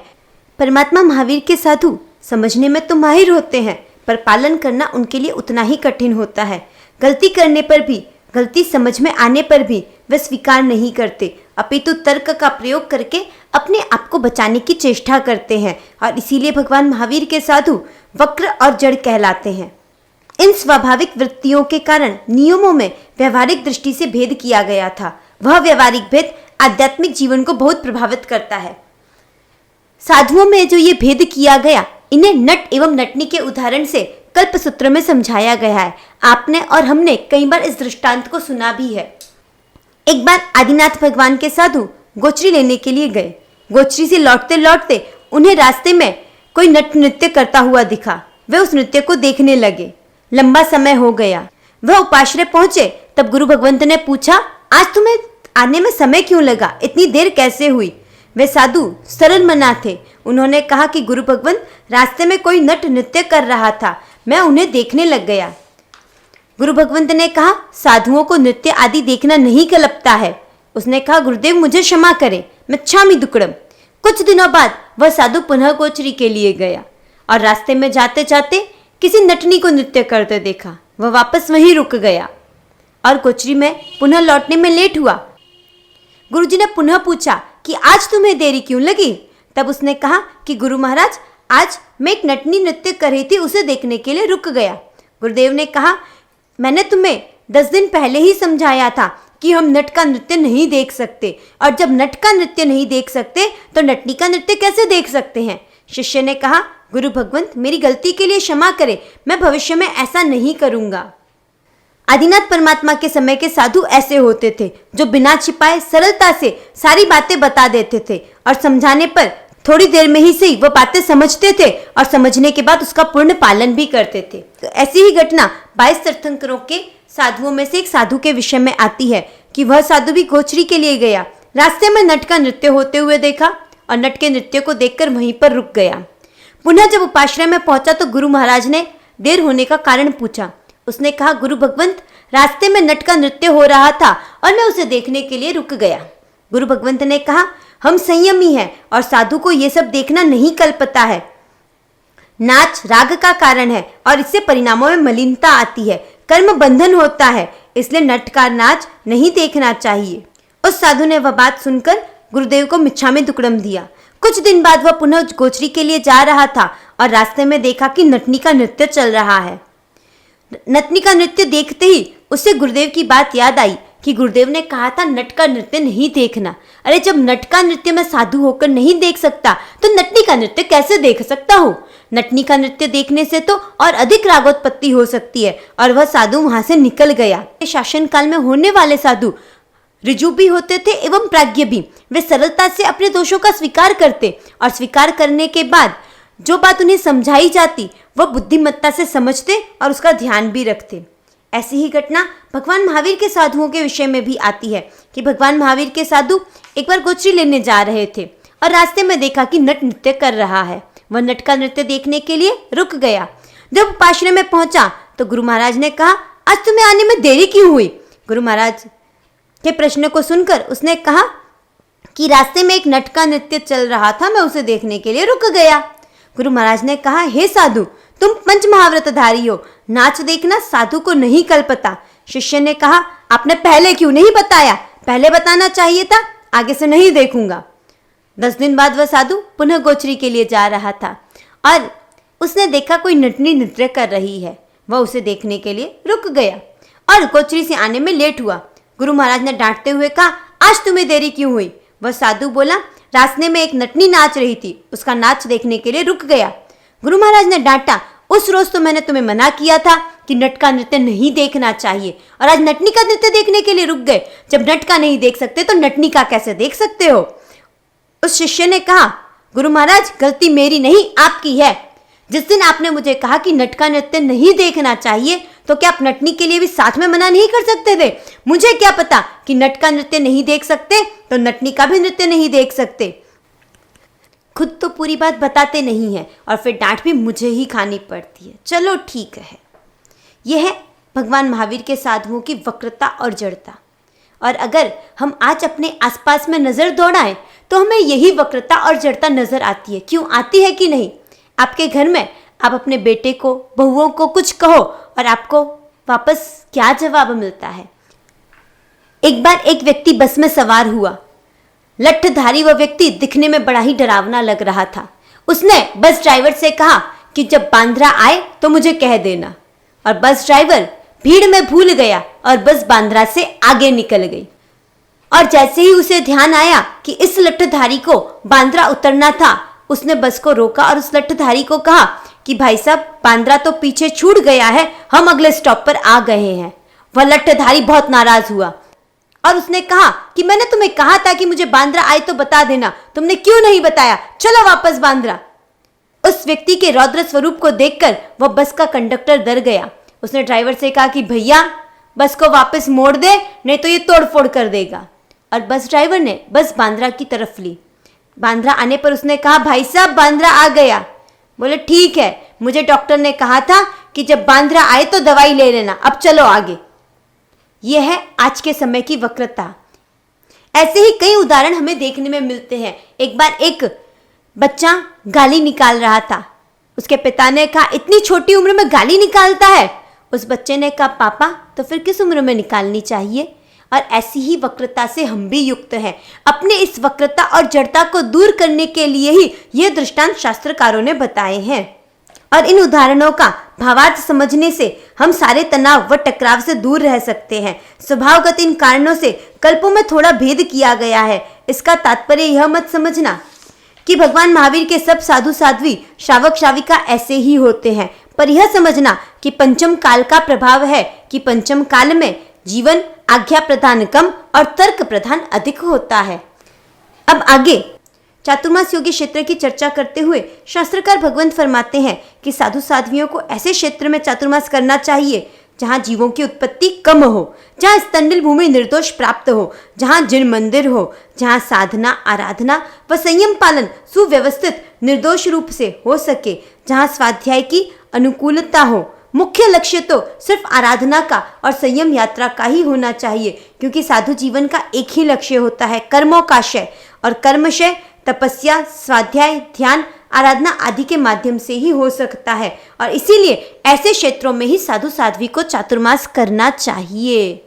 अब आप लोग जो यहाँ पे बैठे हुए हो, अगर मैं आपसे प्रश्न करूं कि आप जब भी चातुर्मास की विनंती करने जाते हो, क्या आप इन बातों पर ध्यान देते हो कि आप जिन साधु साध्वियों को ला रहे हैं उन्हें कम से कम आहार, विहार एवं निहार हेतु आप शुद्ध व्यवस्था दे पाएं? और अगर नहीं है तो आपको ऐसा देने का प्रयास करना चाहिए और उनकी संयम साधना में, स्वाध्याय साधना में सहयोगी बनना चाहिए। अब कल्पसूत्र में आगे पर्युषण पर्व की महिमा का वर्णन किया गया है। सभी लौकिक एवं लौकोत्तर पर्वों में पर्युषण को सर्वोत्कृष्ट पर्व माना गया है। मंत्राणां परमेष्ठि मंत्र महिमा तीर्थेषु शैत्रुंजयो दाने प्राणिदया गुणेषु विनयो ब्रह्मव्रतेषु व्रतम। अब आगे पर्युषण पर्व की महिमा का वर्णन करते हुए सभी लौकिक एवं लोकोत्तर पर्वों में पर्युषण को सर्वोत्कृष्ट पर्व के रूप में बताया गया है। शास्त्रकारों ने इसे कर्मक्षय का सबल साधन माना है। क्या आप लोग मानते हो कि पर्युषण के माध्यम से आप कर्मों का अत्यंत क्षय कर सकते हो? शास्त्रकारों ने उपमा अलंकार के द्वारा पर्युषण पर्व की महिमा का वर्णन किया है। जैसे मंत्रों में नमस्कार मंत्र की महिमा, सर्व तीर्थों में शैत्रुंजय तीर्थ की महिमा, दान में अभय दान, गुणों में विनय, व्रतों में ब्रह्मचर्य व्रत, नियम में संतोष, तपस्या में उपशम, तप, सर्व तत्वों में सम्यक दर्शन, तत्व श्रेष्ठ है, वैसे ही पर्वों में उत्तम पर्युषण पर्व सर्वोत्कृष्ट है। जैसे दूध में गाय का दूध, जल में गंगा जल, रेशमी वस्त्रों में हीर, वस्त्र में चीर, अलंकारों में चूड़ामणि, ज्योतिषियों में चंद्रमा, अश्वों में पंचवल्लभ किशोर, नृत्य कलाकारों में मोर, वनों में नंदनवन, काष्ठों में चंदन, तेजस्वियों में सूर्य, साहसिकों में विक्रमादित्य, न्यायवानों में श्री रामचंद्र, रूपवान में कामदेव, सतियों में राजीमती, शास्त्रों में भगवती, वाद्यों में भंभा, स्त्रियों में रंभा, सुगंधित वस्तुओं में कस्तूरी, वस्तुओं में तेज मस्तूरी, पुण्य श्लोकों में नल नृपति और पुष्पों में सहस्त्रदल कमल होता है। वैसे ही सर्व पर्वों में पर्युषण पर्व सर्वोत्तम जानना चाहिए। पर्वाधिराज पर्युषण पर्व के साधु के योग्य 5 कर्तव्य बताते हुए शास्त्रकार परमात्मा कहते हैं कि संवत्सरी का प्रतिक्रमण करना, केश लुंचन करना, अट्ठम अर्थात तेले की तपस्या करना, चैत्य परिपाठी करना तथा सभी जीवों से मिच्छामि दुक्कडम करना यह साधु के लिए भी आवश्यक है। इसी प्रकार श्रावक को भी जिनेश्वर परमात्मा की द्रव्य व भाव पूजा करनी चाहिए। आरंभ समारंभ का त्याग करना चाहिए। इन दिनों में सुपात्र दान आदि करना चाहिए। ब्रह्मचर्य का पालन, जैना का पालन, जीव दया का पालन करना चाहिए। रथ यात्रा आदि महोत्सव करने चाहिए। ज्ञान की भक्ति करनी चाहिए। परस्पर खमत कामना करना चाहिए। विविध उत्सवों द्वारा जन शासन की प्रभावना करनी चाहिए और शक्ति हो तो अट्टम तप भी करना चाहिए। इन कर्तव्यों का पालन करते हुए श्रावक भी मुक्ति को प्राप्त करते हैं। कल्पसूत्र में अट्टम तप की महिमा का वर्णन करते हुए नागकेतु का दृष्टांत आता है। चंद्रकांता नामक नगरी में विजयसेन नाम का राजा राज्य करता था। उसी नगरी में आर्हत धर्मी श्रीकांत श्रेष्ठी एवं उसकी शील, गुण, रूप आदि से संपन्न श्री सखी नाम की पत्नी रहती थी। श्री सखी की रत्न कुक्षी से एक पुत्र रत्न उत्पन्न हुआ। पर्युषण पर्व आने पर लोगों के मुख से पर्व की बात सुनी और छोटे से बालक को भी जाति स्मरण ज्ञान हो गया और उसने अट्ठम तप किया। वह बालक पूर्व जन्म में भी जैन कुल में उत्पन्न हुआ था। वहां पर्युषण पर्व पर तेला करने का निश्चय करके सो रहा था और विमाता ने उसके घर में आग लगा दी। इससे मरकर वह यहाँ उत्पन्न हुआ और पूर्व संस्कारवश जाति स्मरण हो जाने से तेले का तप किया। माता का स्तनपान न करने से वह मूर्छित हो गया। अत्यंत हार्दिक दुख के कारण हृदय गति रुक जाने से माता व पिता का देहांत हो गया। संबंधी जन अग्नि संस्कार करने ले गए। बालक को भी मृत जानकर ले जाने को प्रस्तुत हुए। तभी धर्मेंद्र ब्राह्मण रूप धरकर वहां आया और बालक को गोद में लेकर सचेत किया। उधर राजा के पुरुष भी निसंतान समझकर धन, गृह आदि सेठ की संपत्ति पर अधिकार करने आए थे। वे भी बालक को जीवित जान विस्मित हो गए। धर्मेंद्र ने कहा, इस बालक ने तेला किया है अतः मूर्छित हो गया था। यह जैन शासन का महाप्रभावक होगा। इस अद्भुत घटना को सुनकर स्वयं राजा वहां आया। वह भी यह देखकर आश्चर्यचकित हो गया। सबने उस बालक का नाम नागकेतु रख दिया, क्योंकि धर्मेंद्र नाग कुमार देवों के इंद्र होते हैं और स्वयं धर्मेंद्र ने विप्र रूप से उसका पालन पोषण किया। युवा होने पर उस बालक ने जैन धर्म की महाप्रभावना की। एकदा राजा ने किसी निरपराधी को चोर समझकर मृत्यु दंड दिया। वह मरकर व्यंतर हुआ। विभंग ज्ञान से पूर्व भव को देखा एवं राजा को शत्रु जानकर सिंहासन से गिरा दिया और नगर को नष्ट करने के लिए एक बड़ी शिला की विकुर्वणा की और वह सबको डराने लगा। नागकेतु ने जिन प्रतिमा व जिन प्रसाद आदि सर्व की रक्षा प्रसाद के ऊपर चढ़कर शिला को हाथ से रोक लिया। उसके तेज से हतप्रभ्यंतर शिला संवरण कर नागकेतु को नमस्कार कर राजा को स्वस्थ बनाकर अपने स्थान पर चला गया। नागकेतु राजमान्य श्रावक बना। किसी दिन भगवान की पूजा करते हुए नागकेतु को पुष्प में रहे हुए विषधर सर्प ने डस लिया। तभी शुक्ल ध्यान में लीन हो जाने से केवल ज्ञान हुआ। शासन देव ने साधु वेश दिया। नागकेतु केवली के रूप में चिरकाल तक पृथ्वी तल पर विचरते रहे। अनेक भव्य जीवों को प्रतिबोधित देकर मुक्त किया। इस प्रकार भव्य प्राणी इस पर्व में अट्ठम तप करते हैं एवं शिव सुख का वर्ण करते हैं। जिस प्रकार जैन शासन में यह संवत्सरी पर्व महान माना जाता है, उसी प्रकार सनातन धर्म में भी इन दिनों में ऋषि पंचमी आदि का भी महात्म्य है।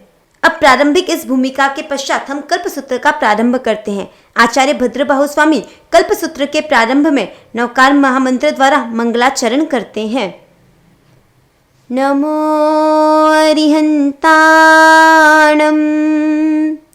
नमो सिद्धाणं नमो आयर्याणं नमो उवच्छायाणं नमो लोए सव्वसाहुणं ऐसो पंच नमुक्कारो सव्व पावपणासनो मंगलाणं च सव्वेसिं पढमं हवइ मंगलम पढमं हवइ मंगलम पढमं हवइ मंगलम। जैन आगमों में, जैन शास्त्रों में अनेक मंत्र प्राप्त होते हैं और उन अनेक मंत्रों में नवकार मंत्र को महामंत्र की उपमा दी गई है। और आप लोग जो भी यहाँ बैठे हो, आप लोग भी अन्य किसी मंत्र से परिचित हो या ना हो, पर जो भी जैनी है वह जन्म से नवकार मंत्र को सुनता है और जानता है तो नवकार मंत्र को अवश्यमेव जानता है। आखिर क्या कभी आपके मन में यह प्रश्न हुआ कि नवकार मंत्र को महामंत्र की उपमा क्यों दी गई? नवकार मंत्र को महामंत्र क्यों कहा गया? क्योंकि इस मंत्र में किसी व्यक्ति विशेष की पूजा नहीं अपितु गुणों की पूजा है। यह व्यक्ति विशेष की पूजा करने का मंत्र नहीं, यह गुणीजनों के पूजन करने का, यह गुणीजनों के स्मरण करने का मंत्र है और इसीलिए नवकार मंत्र को महामंत्र कहा गया है। इसमें अरिहंत के रूप में किसी एक व्यक्ति विशेष को नहीं, किसी एक तीर्थंकर को नहीं, अपितु राग द्वेष के विजेता, कर्म रूपी रोग को नाश करने वाले और अतिशय से युक्त समस्त अरिहंतों को वंदन किया गया। सिद्ध के रूप में जिन्होंने भी ध्यान अग्नि से समस्त कर्मों को जला दिया है, उन सभी सिद्धों को वंदन किया गया।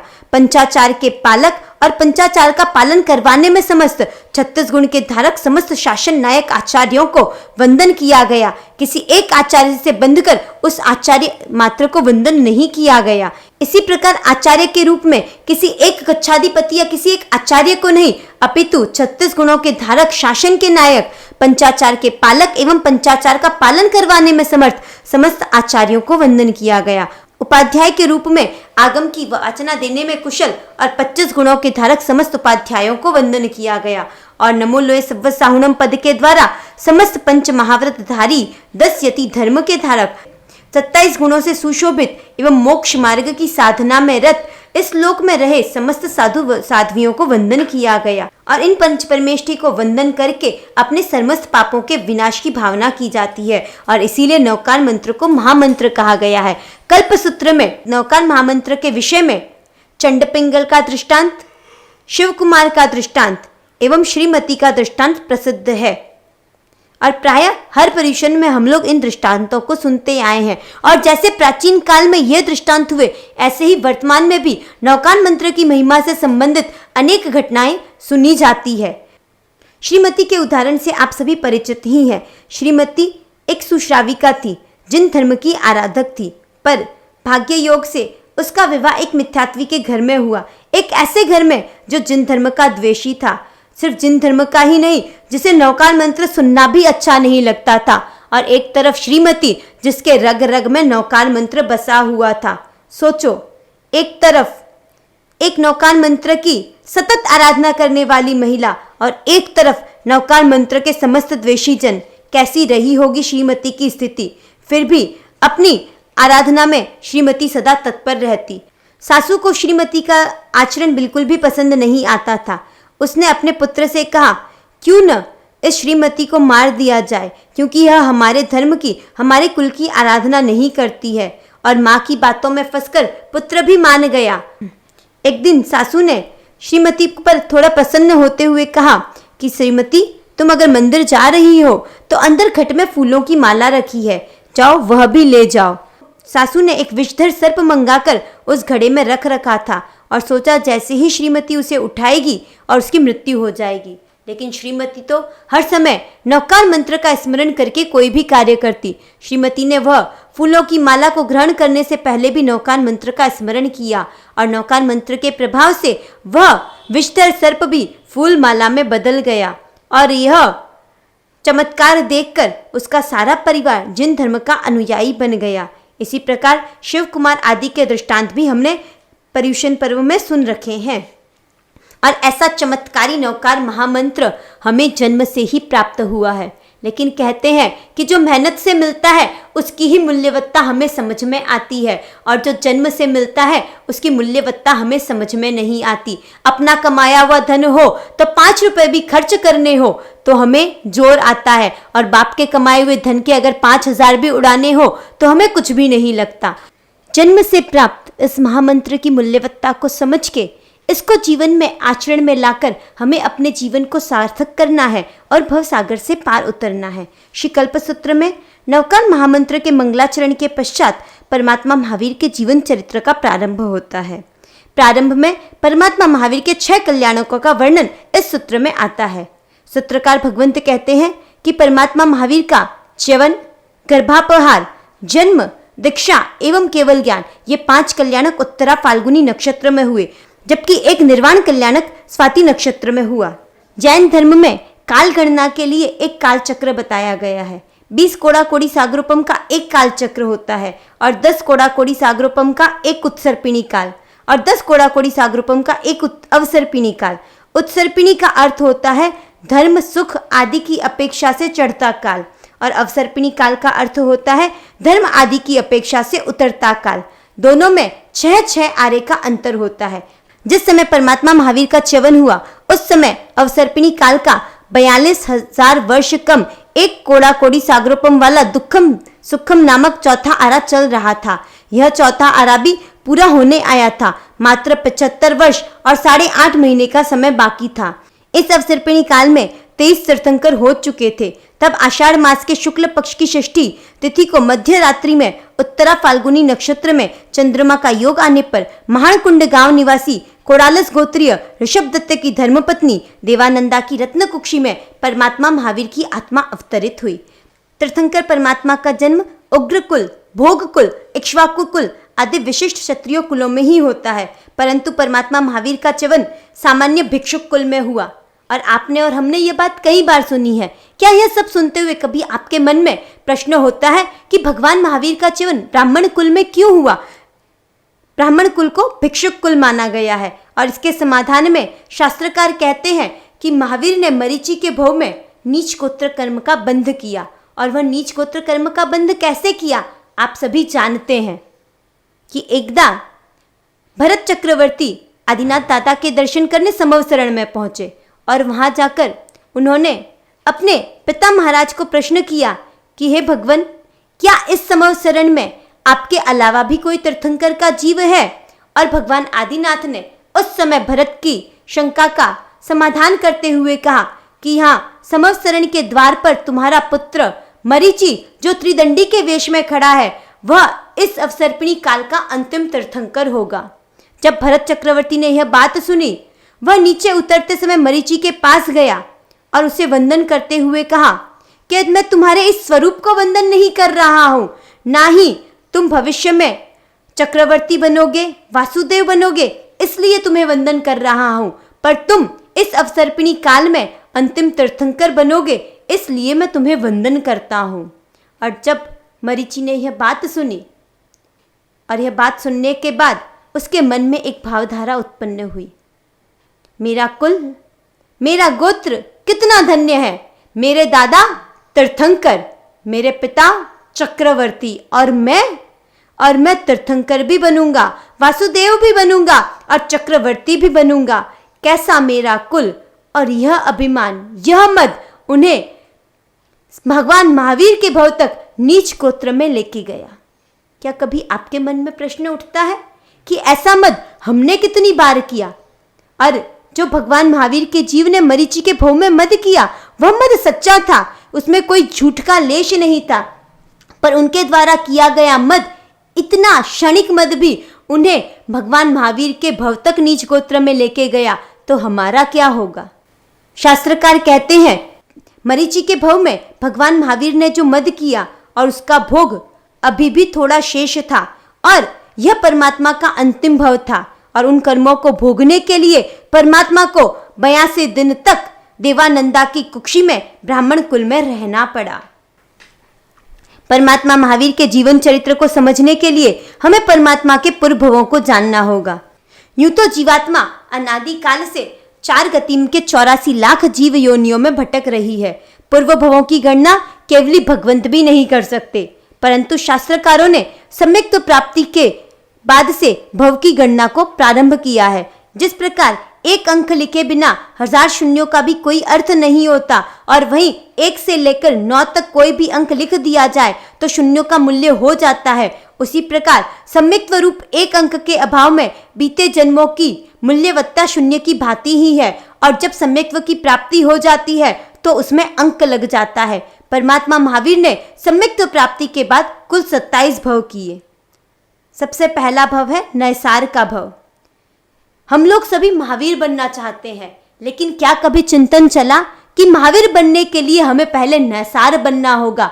महावीर बनने की कामना, महावीर बनने की इच्छा तो हम सभी की है, लेकिन अब हमें अपने लक्ष्य को नैसार बनने का बनाना होगा। अगर हम नैसार बन गए तो महावीर बनने से हमें कोई भी नहीं रोक सकता।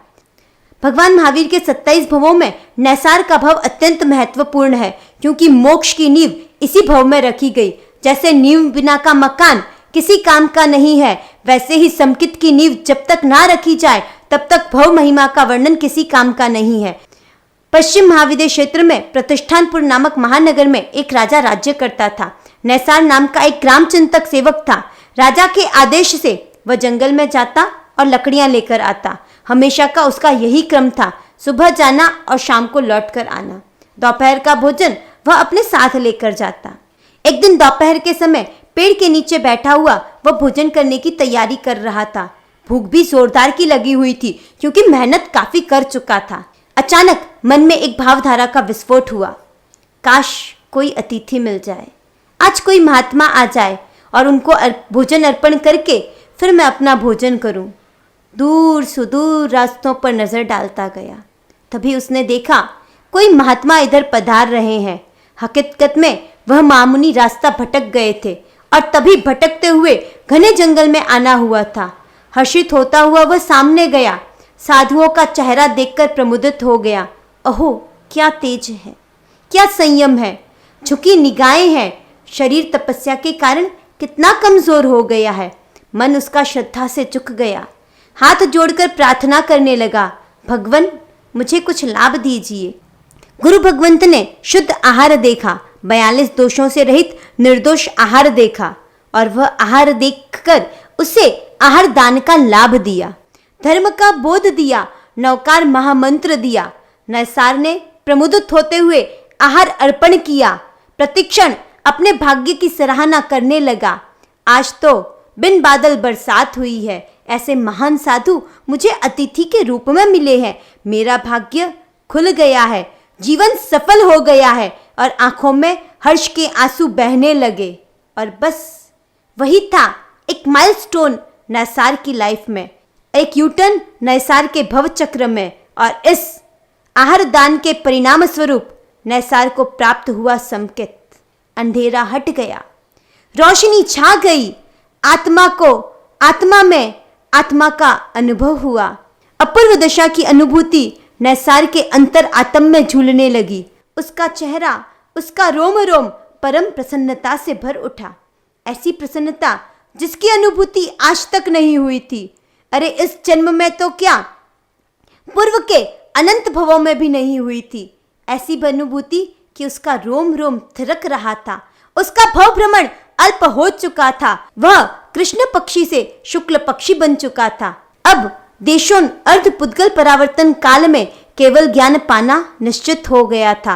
अब मोक्षपुरी में नैसार का रिजर्वेशन निश्चित रूप से हो चुका था। उसने विनय पूर्वक मुनिजनों को महानगर की ओर जाने का मार्ग दिखाया और गुरु भगवंतों ने उसे मोक्ष की ओर जाने का मार्ग दिखाया। अब उसका जीवन बदल गया, चिंतन बदल गया, व्यवहार बदल गया। वह सम्यक चिंतन में, नवकार महामंत्र के जाप में मग्न रहने लगा। नैसार का यह जीवन वृत्त सुनकर क्या आपका चिंतन अपने जीवन की ओर जाता है? नैसार भोजन करने बैठा, आप भी भोजन करने बैठते हो। जो चिंतन नैसार का चला, क्या वह चिंतन आपका कभी चलता है?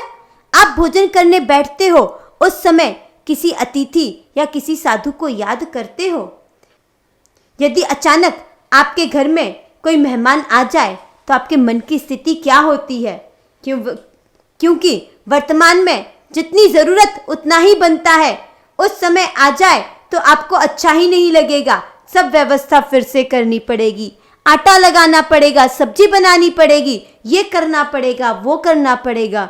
और एक तरफ नैसार है जिसने अहोदान से अपने पास जो लूखा सूखा था वो अतिथियों को खिलाया। नैसार तो जंगल में भी अतिथि के लाभ की भावना कर रहा है, जबकि जंगल में अतिथि कहाँ से मिले। और हम घर में भी अतिथि के लाभ की भावना नहीं भाते। कैसे अभागे हैं हम, और इसीलिए शायद अब तक हम संकेत से बहुत दूर हैं। हम तो आपके घरों से मांग कर लाते हैं, फिर भी अन्य साधुओं को निमंत्रण देते हैं, क्योंकि उसके बिना हमारा भी मोक्ष नहीं है। और आप भोजन करने से पहले क्या कभी दरवाजे के बाहर झांकते हो? कि कहीं कोई दुखी, कोई भूखा तो नहीं जा रहा। हृदय में भाव होंगे तो जरूर कोई न कोई मिलेगा। आज तो आपका भोजन बंद दरवाजों में आता है, वहां कौन आएगा? जिस दिन मेहमान नहीं आते वो दिन बेकार कभी लगा आपको? गांवों में जो भक्ति होती है, जो साधु साध्वियों के प्रति अहोभाव देखा जाता है, वह आपके शहरों में देखने नहीं मिलता। इसका कारण एक ही है कि हमारी जो भारतीय परंपरा थी अतिथि देवो भव की, मातृ देवो भव की, पितृ देवो भव की, उस परंपरा पर, उस संस्कृति पर आज विदेशी संस्कृति का, विदेशी परंपरा का काला साया आ गया है। और आज अतिथि, माता पिता किसी को गंवारा ही नहीं होते। नैसार की संकित की भूमिका देखकर आज हमें भी अतिथियों के प्रति सम्मान की भूमिका, आहार दान में अहोभाव की भूमिका बनाने का संकल्प करना है। नैसार के भोग में सम्यक आराधना करने के परिणाम स्वरूप वहां से आयुष्य पूर्ण करके नैसार दूसरे भोग में प्रथम देवलोक में एक पल्योपम की आयु वाले देव बने और वहां से च्यवत होकर तीसरे भोग में परमात्मा महावीर का जीव मरीचि के रूप में उत्पन्न हुआ। यह तीसरा भव भगवान महावीर के जीवन चरित्र में बहुत ही महत्वपूर्ण है। इसे बहुत ही गंभीरता से हमें सुनना है। नैसार की आत्मा ने तीसरे भव में परमात्मा आदिनाथ के पुत्र चक्रवर्ती भरत के पुत्र मरीचि के रूप में जन्म लिया। परमात्मा की वैराग्यमयी देशना का रसपान करके मरीचि संसार से विरक्त हो गया। उसने भागवती दीक्षा ग्रहण कर ली। सर्दी गर्मी के मौसम में मरीचि परेशान हो उठा। अहो यह साधु जीवन बहुत ही दुष्कर है। शीत ऋतु में ठंड सहन करो और ग्रीष्म ऋतु में असहनीय भयंकर गर्मी। पसीना बहता है, स्नान नहीं की जा सकती, नंगे पांव चलना पड़ता है। ओह, ये तो बहुत ही कठिन है, पर अब मैं क्या करूं? मैं तो नहीं रह सकता, बिल्कुल नहीं सह सकता। वापस गृहस्थ जीवन में जाना उचित नहीं होगा, बदनामी होगी, कुल कलंकित होगा। पर यहाँ तो मैं रह भी नहीं सकता क्योंकि इतना कष्ट मैं सह नहीं सकता। और उसने एक बीच का मार्ग निकाला, वह परिव्राजक बन गया। परमात्मा की वाणी के प्रति पूर्ण श्रद्धा थी, उसमें कहीं कमी नहीं आई थी, पर स्वयं संयम पालन में अपने आप को असमर्थ अनुभव कर रहा था और इसीलिए परिव्राजक का वेश धारण कर लिया। 11 अंगों के धारक मरीचि मुनि शारीरिक संवेदनाओं में उलझ गए। ज्ञानी होने पर भी संयम की दृढ़ता के अभाव के कारण शारीरिक थोड़ी सी पीड़ा को सहन नहीं कर पाए और संयम को अपने आचरण से विदा कर दिया। वह मरीचि संवत्सरण के बाहर रहने लगे, लोच कराने के स्थान पर मुंडन कराने लगे, पाँव में खड़ाऊ धारण करने लगे, स्नान करने लगे, सुगंधित द्रव्यों का विलेपन करने लगा, धूप से बचने के लिए छत्र धारण करने लगा और परमात्मा का विहार होता तो मरीचि भी साथ साथ विहार करता। लोग उनके पास भी आते, धर्म सुनाने की प्रार्थना करते, वह प्रतिबोध देता। जब कोई प्रतिबुद्ध व्यक्ति संयम देने को कहता तो वह कहता, समवसरण में विराजमान परमात्मा आदिनाथ के पास जाओ और संयम ग्रहण करो, धर्म उन्हीं के पास है। एक बार भरत चक्रवर्ती परमात्मा आदिनाथ की देशना श्रवण कर रहे थे। परमात्मा से सुना कि जिस प्रकार वर्तमान तीर्थंकर पूज्य है, ऐसे ही भावी तीर्थंकर भी पूज्य है। भरत चक्रवर्ती ने पूछा, भगवान, इस संवत्सरण में एक भी ऐसा जीव है जो भविष्य में तीर्थंकर होने वाला हो? परमात्मा ने कहा, है। इस संवत्सरण में नहीं, संवत्सरण के बाहर है। तेरा ही पुत्र मरीचि, जो त्रिदंडी के वेश में बैठा है, वह इसी भरत क्षेत्र में महावीर नाम से अंतिम तीर्थंकर होगा। इससे पहले वह महाविदेश क्षेत्र में प्रियमित्र नामक चक्रवर्ती बनेगा और इससे पहले वह त्रिपृष्ठ नामक वासुदेव बनेगा। हर्षित होते हुए भरत चक्रवर्ती मरीचि के पास पहुंचे, 3 प्रदक्षिणा देकर वंदन किया। यह देखकर मरीचि आश्चर्यचकित हो उठा। जब से मैंने साधु वेश का त्याग किया है, तब से भरत महाराजा ने मेरी ओर आंख उठाकर भी नहीं देखा, पर आज वंदन कर रहे हैं, कुछ विशेष बात होनी चाहिए। मरीचि के चेहरे से जिज्ञासा प्रकट हो रही थी। भरत महाराजा ने कहा, हे मरीचि, आज परमात्मा आदिनाथ की देशना से यह ज्ञात कर बहुत आनंद हुआ है कि आप आने वाले समय में महावीर नाम से इस 24 के अंतिम तीर्थंकर होंगे। इससे पहले चक्रवर्ती और वासुदेव भी बनेंगे। चक्रवर्ती और वासुदेव ये पद लौकिक होने से वंदनीय नहीं है, पर आप तीर्थंकर होने वाले हैं, इसलिए मैं आपको वंदन करता हूँ। भरत महाराजा बार बार वंदन करते हुए, स्तवना करते हुए वहां से निकल गए। परंतु यह सुनकर मरीचि अत्यंत आनंद में आ गया। उसकी विचारधारा बदल गई। वह आनंदित हो उठा। आनंद से भी ज्यादा अहंकार पैदा हुआ। वह हाथ में छत्र लेकर पांव में खड़ऊ धारण करके मंजीरा बजाकर नृत्य करने लगा। ओहो, मैं कितना भाग्यशाली हूं, मेरा कुल कितना भाग्यशाली है। मेरे पिता चक्रवर्ती, मेरे दादा तीर्थंकर, और मैं तीर्थंकर भी बनूंगा, चक्रवर्ती भी बनूंगा और वासुदेव भी बनूंगा। ओहो, मेरा कुल कितना महान है। ऐसा कुल न कोई हुआ है, न है और न होगा। बार बार ऐसा विचार करने लगा। कुलमद गोत्र का अभिमान करने के परिणाम स्वरूप उसने नीच गोत्र का बंधन कर लिया। एक बार मरीचि बीमार पड़ गया। मन में आया, सेवा करने के लिए एक दो शिष्य बहुत जरूरी है। ठीक हो जाऊं फिर एक चेला जरूर बनाऊंगा। स्वस्थ होने के बाद एक बार कपिल नामक राजकुमार उनके पास आया। धर्म श्रवण से वैराग्य जागृत हुआ। मरीचि ने दीक्षा लेने हेतु परमात्मा के पास भेजा। परमात्मा के समवसरण की लीला देखकर उसका मन शंकित हो उठा। उसने वापस आकर कहा, मुझे समवसरण में तो कुछ धर्म त्याग नजर नहीं आता। वहां देव और देवांगनाओं की लीला है, स्वर्ण और रत्नों का अंबार है। आप में कुछ धर्म है या नहीं? मरीचि अच्छी तरह जानता था कि धर्म अर्थात शुद्ध संयम मुझ में नहीं है, पर मन में निज स्वार्थ पैदा हो जाने के कारण यदि यह मेरा शिष्य बन गया तो वृद्ध अवस्था में मेरी सेवा अच्छी तरह हो सकेगी। यह सोचकर कपिल के मन की शंका का निवारण ही नहीं किया, अपितु उत्सूत्र प्ररूपणा की। उसने मुस्कुराकर कहा, मुझ में धर्म है ही, और यूं बार बार वह कहने लगा। यह उत्सूत्र प्ररूपणा के कारण उसने अपना भवभ्रमण एक कोड़ा कोड़ी सागरोपम जितना बढ़ा दिया। कपिल भी बहुत अच्छी तरह जानता था कि धर्म तो आदिनाथ परमात्मा की शरण में ही है। वे तीर्थंकर है, केवली है, पर उनकी कठोर जीवनचर्या में उसे अनुकूलता नहीं थी। उसे मरीचि का मार्ग सरल और सुगम लगा। ऐसा संयम पालन आराम से हो सकता है, संयम का संयम और सुविधा की सुविधा। फिर वह मरीचि से प्रभावित भी था। उससे राग हो गया था, इस कारण वह मरीचि के पास ही रहना चाहता था। पर मरीचि ने कपिल की असत्य बात पर अपनी मोहर लगा दी। मरीचि को विरोध पूर्वक ऐसा कहना चाहिए था कि तुम्हें मेरे पास रहना हो तो भले रह जाओ, पर धर्म तो आदिनाथ के पास में ही है, मुझ में नहीं है। जीवन में स्वार्थ, लोभ, भय आदि कारणों से कभी भी असत्य का समर्थन नहीं करना चाहिए। विरोध संभव न हो वहां दूर रहो, पर भूल कर भी उसका समर्थन न करो। गलत का एक बार किया गया समर्थन कई गुना भवभ्रमण को बढ़ा देता है। संयम जीवन के प्रति निष्ठा नहीं रह पाने के कारण मरीचि को चौथे भव से लेकर 16वें भव तक चारित्र की प्राप्ति नहीं हुई।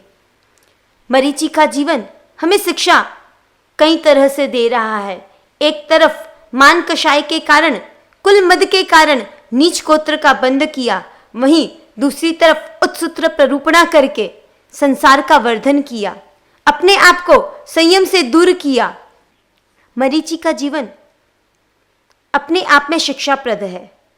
मरीचि के जीवन में किया गया कुलमद हमें अभिमान से दूर रहने की शिक्षा देता है, और वहीं मरीचि के द्वारा स्वयं के स्वार्थ सिद्धि के लिए की गई उत्सूत्र प्ररूपणा कि मुझ में भी धर्म है, यह हमें शिक्षा देता है कि यदि हमें किसी विषय की जानकारी न हो तो मौन रहना अच्छा है, लेकिन बिना जानकारी के कुछ भी कहना हमें संसार के चक्कर में और अधिक फंसा सकता है।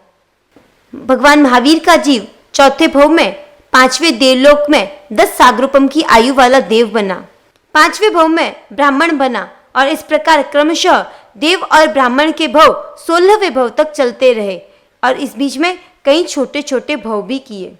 16वें भव में देव भव से चवकर राजगृही नगर के युवराज विशाखाभूति के पुत्र के रूप में भगवान महावीर का जीव उत्पन्न हुआ।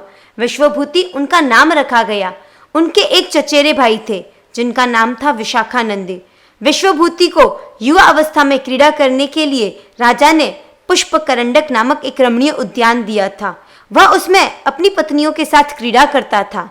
एक बार विशाखानंदी के मन में उसी उद्यान में खेलने की इच्छा हुई। उसके मन में ईर्ष्या भी हुई कि हम दोनों भाई हैं, मैं राजा का लड़का हूँ, जबकि यह मेरे चाचा युवराज का लड़का है, पर उद्यान उसे मिला है, मुझे नहीं। उसने पिताजी के पास जाकर अपने मन की वेदना बताई और उद्यान प्राप्त करने के लिए जिद कर ली। पिताजी ने उसे समझाया कि तू दूसरा बगीचा ले ले, बगीचों की कहाँ कमी है, पर मैंने उस बगीचे को एक बार उसे दे दिया तो वापस लेना व्यवहारिक नहीं है। पर विशाखानंदी नहीं माना, उसने खाना पीना छोड़ दिया। आखिर राजा ने कपटपूर्वक युवराज पुत्र विश्वभूति को युद्ध के बहाने बाहर भेजा। पीछे से उद्यान विशाखानंदी को दे दिया। कुछ दिनों बाद विश्वभूति वापस आया और अपनी पत्नियों को लेकर शाम के समय जब बगीचे में जाने लगा तो चौकीदार ने रोककर कहा, हे युवराज पुत्र, अब यह बगीचा आपका नहीं, राजपुत्र विशाखानंदी का है। विश्वभूति अपने साथ हुए छल की सारी बात समझ गया। अपार क्रोध आया। जब क्रोध शांत हुआ तो संसार की असारता का बोध भी हुआ। वह बहुत ताकतवर था। अपनी शक्ति का एहसास कराने के लिए पास ही खड़े विशाल कपित्थ वृक्ष पर एक मुष्टि का प्रहार किया। सारे फल टूटकर नीचे गिर पड़े। उच्च स्वर से बोला, जितना समय सारे फल गिरने में लगा उससे भी कम समय में शत्रु का संहार कर सकता हूँ, पर मैं ऐसा नहीं करूँगा। संसार से उसका मन ऊब चुका था। उसने संसार का त्याग कर संयम ग्रहण कर लिया। वह मुनि 11 अंगों के धारक हो गए। उग्र तपस्या करने लगे। 1000 वर्ष तक लगातार मासक्षमण पर मासक्षमण करते रहे। शरीर अत्यंत कृश हो गया। एक बार वे मासक्षमण के पारने के दिन गोचरी हेतु मथुरा नगर में भ्रमण कर रहे थे। रास्ते में एक गाय के टकराने से मुनि विश्वभूति नीचे गिर पड़े। संयोग से यह दृश्य वही महल के झरोखे में बैठे विशाखानंदी ने देखा। उसने तुरंत मुनि विश्वभूति को पहचान लिया और जोर जोर से हंसने लगा। फिर उच्च स्वर से बोला, अहो मुनि विश्वभूति, तुम्हारा वह बल, वह जोश, वह पराक्रम कहाँ गया? एक ही मुष्टि के प्रहार से सारे फलों को गिराने वाले तुम आज धरातल पर पड़े हो। यूं कहकर वह फिर हंसने लगा। जरा विचार करिए, जब परायापन आता है तो अपना भी पराया लगता है। विशाखानंदी को चाहिए था कि इतने दिनों बाद मेरे भ्राता मुनि के दर्शन हुए हैं, साधु हैं, तपस्वी हैं, मैं जाऊं और उन्हें वंदन करूं, सुख शांता पूछूं, पर नहीं, उसके मन में ये बात ही नहीं आई। उसे विश्वभूति की कोई अच्छाई याद नहीं रही, पर 1000 साल बीत जाने के बाद भी उसे पेड़ के फल गिराने वाली घटना याद आई और इस कारण अपने भ्राता मुनि का उपहास किया। जरा चिंतन करें, हमें कौन सी बातें याद रहती है? जनवाणी याद रहती है या फिर लोगों की बातें याद रहती है?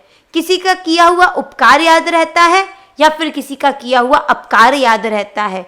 हमारा मन हीरों की तिजोरी है या कचरा पेटी?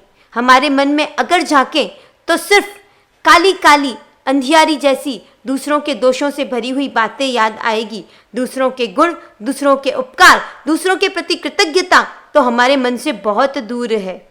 यदि हम अपने मन को हीरे की तिजोरी बनाना चाहते हैं तो परमात्मा की वाणी को याद रखना होगा, प्रवचनों को याद रखना होगा, दूसरों के उपकारों को याद रखना होगा, अपनी गलतियों को याद रखना होगा और आदर्श उदाहरण याद रखने होंगे। अपने दिल और दिमाग की तिजोरी में इन्हीं रत्नों को रखना होगा। लेकिन हमने तो अपने मन में आज तक सिर्फ और सिर्फ पाप को, कषायों को और दूसरों की दुष्वृत्तियों को ही भर कर रखा है और जो मन में होगा वैसे ही संस्कार आत्मा पर पड़ेंगे। विश्वभूति का भव और विशाखानंदी और विश्वभूति के बीच में हुई घटना हमें यही शिक्षा देती है कि हमें अपने मन से बुरे विचारों को निकाल देना चाहिए। अतीत को बिसराकर वर्तमान का चिंतन करना चाहिए। आखिर हमारा दिमाग कोई कचरा पेटी तो नहीं है जो कि जो आया वो डाल दो। जो बातें हमें नुकसान पहुंचाती है, जो बातें हमें कषायों से ग्रस्त बनाती है, उन बातों को याद रखना सिर्फ और सिर्फ हमारी मूर्खता है। मुनि विश्वभूति को भी चाहिए था कि विशाखानंदी की बातों को एक कान से सुनकर दूसरे कान से निकाल देते। उन्हें विचार करना चाहिए था कि जिसका जैसा स्वभाव होता है वह वैसा ही तो व्यवहार करता है। सामने वाला क्या दे रहा है यह महत्वपूर्ण नहीं है, महत्वपूर्ण यह है कि मैं क्या ले रहा हूँ। और यदि कोई सामने वाला सामान दे रहा है और मैं नहीं लूं तो वो सामान मेरा नहीं होता। ठीक उसी प्रकार सामने वाला अगर मुझे गाली दे रहा है और अगर मैं उसका स्वीकार नहीं करूं, उसके शब्दों को अपने पास रहने नहीं दूं, तो वह शब्द मुझे आवेश में नहीं बना सकते। वह शब्द जब मैंने ग्रहण ही नहीं किए तो वो मेरे कषायों का वर्धन कैसे कर सकते हैं। पूज्य गुरुवर्या श्री तो कई बार फरमाती भी है कि सामने वाले ने जो दिया वह तुमने नहीं लिया तो फिर तुम उससे प्रभावित कैसे हुए। सामने वाले का सामान तो सामने वाले के पास ही रहा। और ऐसा चिंतन करने से हम अपने आप को संभाव में, समता में रख सकते हैं। यदि विश्वभूति ने भी ऐसा चिंतन किया होता तो परिणाम दूसरा होता। परमात्मा के इस भाव का यह उदाहरण हमें प्रेरणा देता है कि प्रत्युत्तर क्या होना चाहिए, कैसा होना चाहिए। प्रत्युत्तर के क्षणों में हमारे मन में परिणाम की चिंता होनी चाहिए। मुनि विश्वभूति तो क्रोध में जलने लगे। अरे यह पामर मेरी हंसी उड़ाता है, मैं साधु बन गया हूँ तब भी मेरी खिल्ली उड़ाता है। अभी इसे दिखाता हूँ कि मेरा बल कहीं नहीं गया। क्रोध ही क्रोध में उस मुनि ने अपना धर्मदंड एक तरफ रखा और दोनों हाथों से गाय के सींगों को पकड़कर ताकत लगाकर उसे आकाश में घुमाकर नीचे पटक दिया। विशाखा नंदी की ओर देखकर कहा, देख पामर, मेरी शक्ति कहीं नहीं गई। यदि मेरे तप का प्रभाव हो तो अगले भव में मैं तुझे मारने वाला बनूं। ओह, कैसा नियाना कर लिया। 5 रुपए की वस्तु को प्राप्त करने के लिए 5 लाख रुपए दाव पर लगा दिए। जो तपस्या भव भव के कर्म क्षय करने में समर्थ थी, उस तप से कषाय के कारण हिंसा भरा जीवन मांग लिया। और विश्वभूति के भव में 1 करोड़ वर्ष का संयम पालन करके 18वें देव भव को पूर्ण करके 19वें भव में भगवान महावीर का जीव राजा प्रजापति के पुत्र के रूप में उत्पन्न हुआ। राजा प्रजापति विषय कषाय के अधीन होकर अपनी पुत्री मृगावती के सौंदर्य में मुग्ध हो उठा और उससे विवाह कर लिया। सांसारिक व्यामोह ने कृत्य अकृत्य का भेद भुला दिया। भगवान महावीर का जीव गर्भ में आया तो मृगावती रानी ने 7 सपने देखे। पुत्र जन्म होने पर त्रिपृष्ठ नाम रखा गया। उसने एक सिंह को बिना किसी शस्त्र के ही खत्म कर दिया। यह सिंह विशाखा नंदी का जीव था। उस जन्म का बदला इस प्रकार इस भव में लिया। प्रति वासुदेव अश्वग्रीव को युद्ध में परास्त किया, उसकी मृत्यु हो गई। तब त्रिपृष्ठ वासुदेव पद से विभूषित हुआ। त्रिपृष्ठ वासुदेव अपने शयन कक्ष में विश्राम कर रहे थे। नगर में शास्त्रीय गायकों की एक टोली आई हुई थी। वासुदेव की आज्ञा से शयन कक्ष में ही वे गायक अपनी कला दिखा रहे थे। वासुदेव उन पर बहुत प्रसन्न हुआ। गीत कला जारी रखते हुए उन्होंने अपने शैया पालक से कहा, देखो, जब तक मुझे नींद नहीं आती तब तक इन्हें गाने दो, पर नींद आते ही तुम इन्हें विदा कर देना। वासुदेव को बहुत जल्दी नींद आ गई। इधर शैया पालक को ध्यान ही नहीं रहा। वह स्वयं गीत कला में बहुत रस रखता था। उसने गायकों को विदा नहीं किया और थोड़ी ही देर में त्रिपृष्ठ की नींद खुल गई। और नींद खुलते ही जैसे त्रिपृष्ठ वासुदेव ने देखा कि शैया पालक ने गायकों को विदा नहीं किया और उसका अहंकार क्रोध के रूप में बदलकर बोलने लगा। गुस्से में उसने शैया पालक से कहा, तूने अभी तक इन्हें रवाना क्यों नहीं किया? मेरे आदेश का उल्लंघन किया। थर थर कांपते हुए शैया पालक कहने लगा, अपनी गलती के लिए बार बार क्षमा मांगता हूँ। राजन, मुझे क्षमा करें, मुझे ध्यान नहीं रहा। इनके गीत मेरे कानों में बहुत ही मधुर रस घोल रहे थे, इसीलिए मुझसे यह गलती हो गई। वासुदेव अत्यंत क्रोधित हो उठे। उन्होंने कहा, अरे दुष्ट, मेरी आज्ञा से भी ज्यादा प्यारा तुझे संगीत लगा। तुझे इसकी सजा मिलेगी, जरूर मिलेगी। तुम्हारे कानों में रस घुल रहा था ना, अब देखो क्या होता है। और तभी वासुदेव ने खौलता हुआ कथीर शीशा मंगवाया और उसके कानों में डलवा दिया। वह शैया पालक तत्काल मृत्यु को प्राप्त हुआ। ओहो, एक तीर्थंकर होने वाला जीव भी कषायग्रस्त होने पर कितना भयंकर कदम उठा सकता है। परमात्मा महावीर के जीव ने त्रिपृष्ठ के भव में कानों में शीशा डलवाया और भगवान महावीर के भव में इसी कारण उनके कानों में खीले ठोकी गई। यह कर्मराज की ऐसी सत्ता है जो किसी को भी नहीं छोड़ती, वो फिर चाहे तीर्थंकर हो या फिर चक्रवर्ती हो। कषाय करना बहुत आसान है, परंतु कषाय के कारण जिन कर्मों का बंधन होता है उनका भुगतान करना उतना ही मुश्किल है। यह चिंतन हर क्षण हर व्यक्ति को यदि चल जाए तो वह सावधान हो जाए, कषाय भावों से मुक्त हो जाए और त्रिपृष्ठ के भव का चिंतन करें। तो एक चिंतन चलता है कि त्रिपृष्ठ के भव में भगवान महावीर के जीव ने शैया पालक के कानों में शीशा डलवाया और उसके बदले में तीर्थंकर के भव में जब केवल ज्ञान होने वाला है उससे कुछ समय पूर्व ही उनके कानों में वापस कीलें ठोकी गई और उन कीलों को निकालने की जो वेदना परमात्मा महावीर के इतने उपसर्ग हुए, उनमें सर्वाधिक वेदना उस उपसर्ग की रही। जरा चिंतन करें कि भगवान महावीर का जीव कई भवों में राजा भी बना, वासुदेव भी बना, और उन भवों में उन्होंने युद्ध भी किया होगा। और भी जो भी तीर्थंकर के जीव होते हैं, अनेक जीव होते हैं, युद्ध आदि करते हैं, उसमें जीवों की हिंसा भी होती है, पर उनके परिणाम की कोई चर्चा नहीं। पर एक कानों में शीशा डलवाया, और देखा जाए तो एक राजा है और उनके आज्ञा का पालन नहीं हुआ तो क्रोध आना स्वाभाविक लगता है, और अनुशासन बनाए रखने के लिए उन्होंने वो सजा दे भी दी। पर क्या उसका इतना गहरा कर्म बंधन? यदि इस विषय पर गहन चिंतन किया जाए तो ऐसा प्रतीत होता है कि इस कार्य को करते समय उनकी अंतरंग आसक्ति इस कार्य में रही होगी। उन्होंने अपने कार्य को अच्छा माना होगा और यह दुष्कार्य करने के बाद भी कभी उस कार्य का पश्चाताप नहीं किया, कभी उस दुष्कार्य की आलोचना नहीं की, कभी उसे गलत नहीं माना, और गलत नहीं मानने के कारण इस कार्य में हमेशा रस पड़ता रहा, और उसी के परिणाम स्वरूप 27वें भव में भगवान महावीर के जीव के भव में उन्हें कानों में कीलें ठुकवानी पड़ी।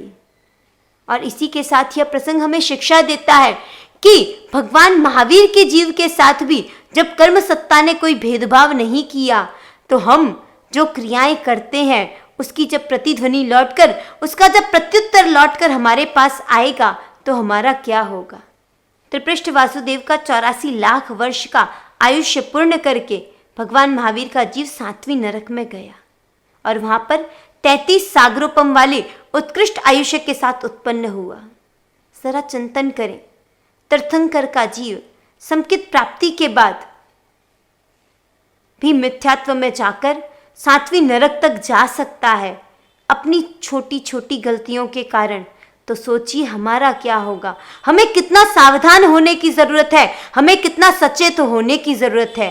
और 7वीं नरक में 33 सागरोपम का आयुष्य पूर्ण करके 21वें भव में परमात्मा महावीर का जीव नरक से निकलकर सिंह रूप में उत्पन्न हुआ, और उस भव को पूर्ण करके 22वें भव में परमात्मा का जीव चौथी नरक में पुनः गया। चौथी नरक से निकलकर तिर्यंच और मनुष्य संबंधी अनेक छोटे छोटे भव किए, उत्तरोत्तर गुणों का विकास साधा। 23वें भव में भगवान महावीर का जीव प्रिय मित्र के रूप में जन्मा। गर्भ में आते ही माता ने 14 स्वप्न देखे, षटखंड को साधकर चक्रवर्ती पद को प्राप्त किया, और उसी भव में संयम ग्रहण करके 1 करोड़ वर्ष तक संयम का पालन किया। 24वें भव में भगवान महावीर का जीव 7वें देवलोक में 17 सागरोपम की आयुष्य वाला देव बना। 25वां भव भगवान महावीर की जीवन चर्चा में महत्वपूर्ण स्थान रखता है। 25वां भव था नंदन राजा का भव। भगवान महावीर के जीवन चरित्र की चर्चा में यह भव बहुत ही महत्वपूर्ण स्थान रखता है, क्योंकि इसी भव में भगवान महावीर के जीव ने तीर्थंकर नाम कर्म का बंधन किया था। छत्राग्रा नगरी में राजा चित्रशत्रु के घर आंगन में नंदन के रूप में महावीर के जीव का जन्म हुआ। 24 लाख वर्ष तक राज्य सुख को भोगा, और बाद में आचार्य पोटल के पास संयम ग्रहण करके 1 लाख वर्ष तक मासक क्षमण पर मासक क्षमण करके विषस्थानक पद की आराधना की, और इस आराधना के प्रभाव से नीच कर्म का अधिकांश भाग क्षय किया। जरा चिंतन करें कि 25 लाख वर्ष का आयुष्य और उसमें 24 लाख वर्ष गृहस्थी में बिताए। अगर चिंतन करें तो 100 वर्ष का अगर आयुष्य हो तो 96 वर्ष का आयुष्य तो गृहस्थ अवस्था में ही बिता दिया, और अंतिम के 4 वर्ष मात्र संयमी जीवन के। और परंतु उन अंतिम के 4 वर्षों में ही कितनी निर्मल, कितनी अद्भुत आराधना की होगी कि मरीचि के भव में बांधे हुए नीच कर्म को अधिकांश इस भव में क्षय कर लिया, और साथ ही साथ तीर्थंकर नाम कर्म का बंधन भी कर लिया। अंत में 1 महीने की संलेखना के साथ समाधि के कारण पंडित मरण को प्राप्त किया।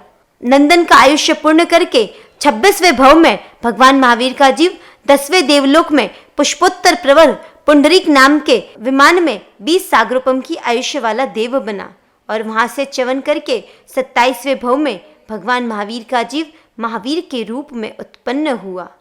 कल्पसूत्र श्रवण का आज का पहला दिन और आज के दिन हमने मुख्य रूप से भगवान महावीर के 27 भवों की चर्चा की और इसी के साथ 24 तीर्थंकरों के साधुओं के आचार आदि के बारे में भी सुना। प्रश्न हो सकता है कि इनके श्रवण से हमें जीवन में क्या परिवर्तन लाना है। परमात्मा महावीर के 27 भवों की चर्चा हमें जीवन जीने की एक दिशा देती है।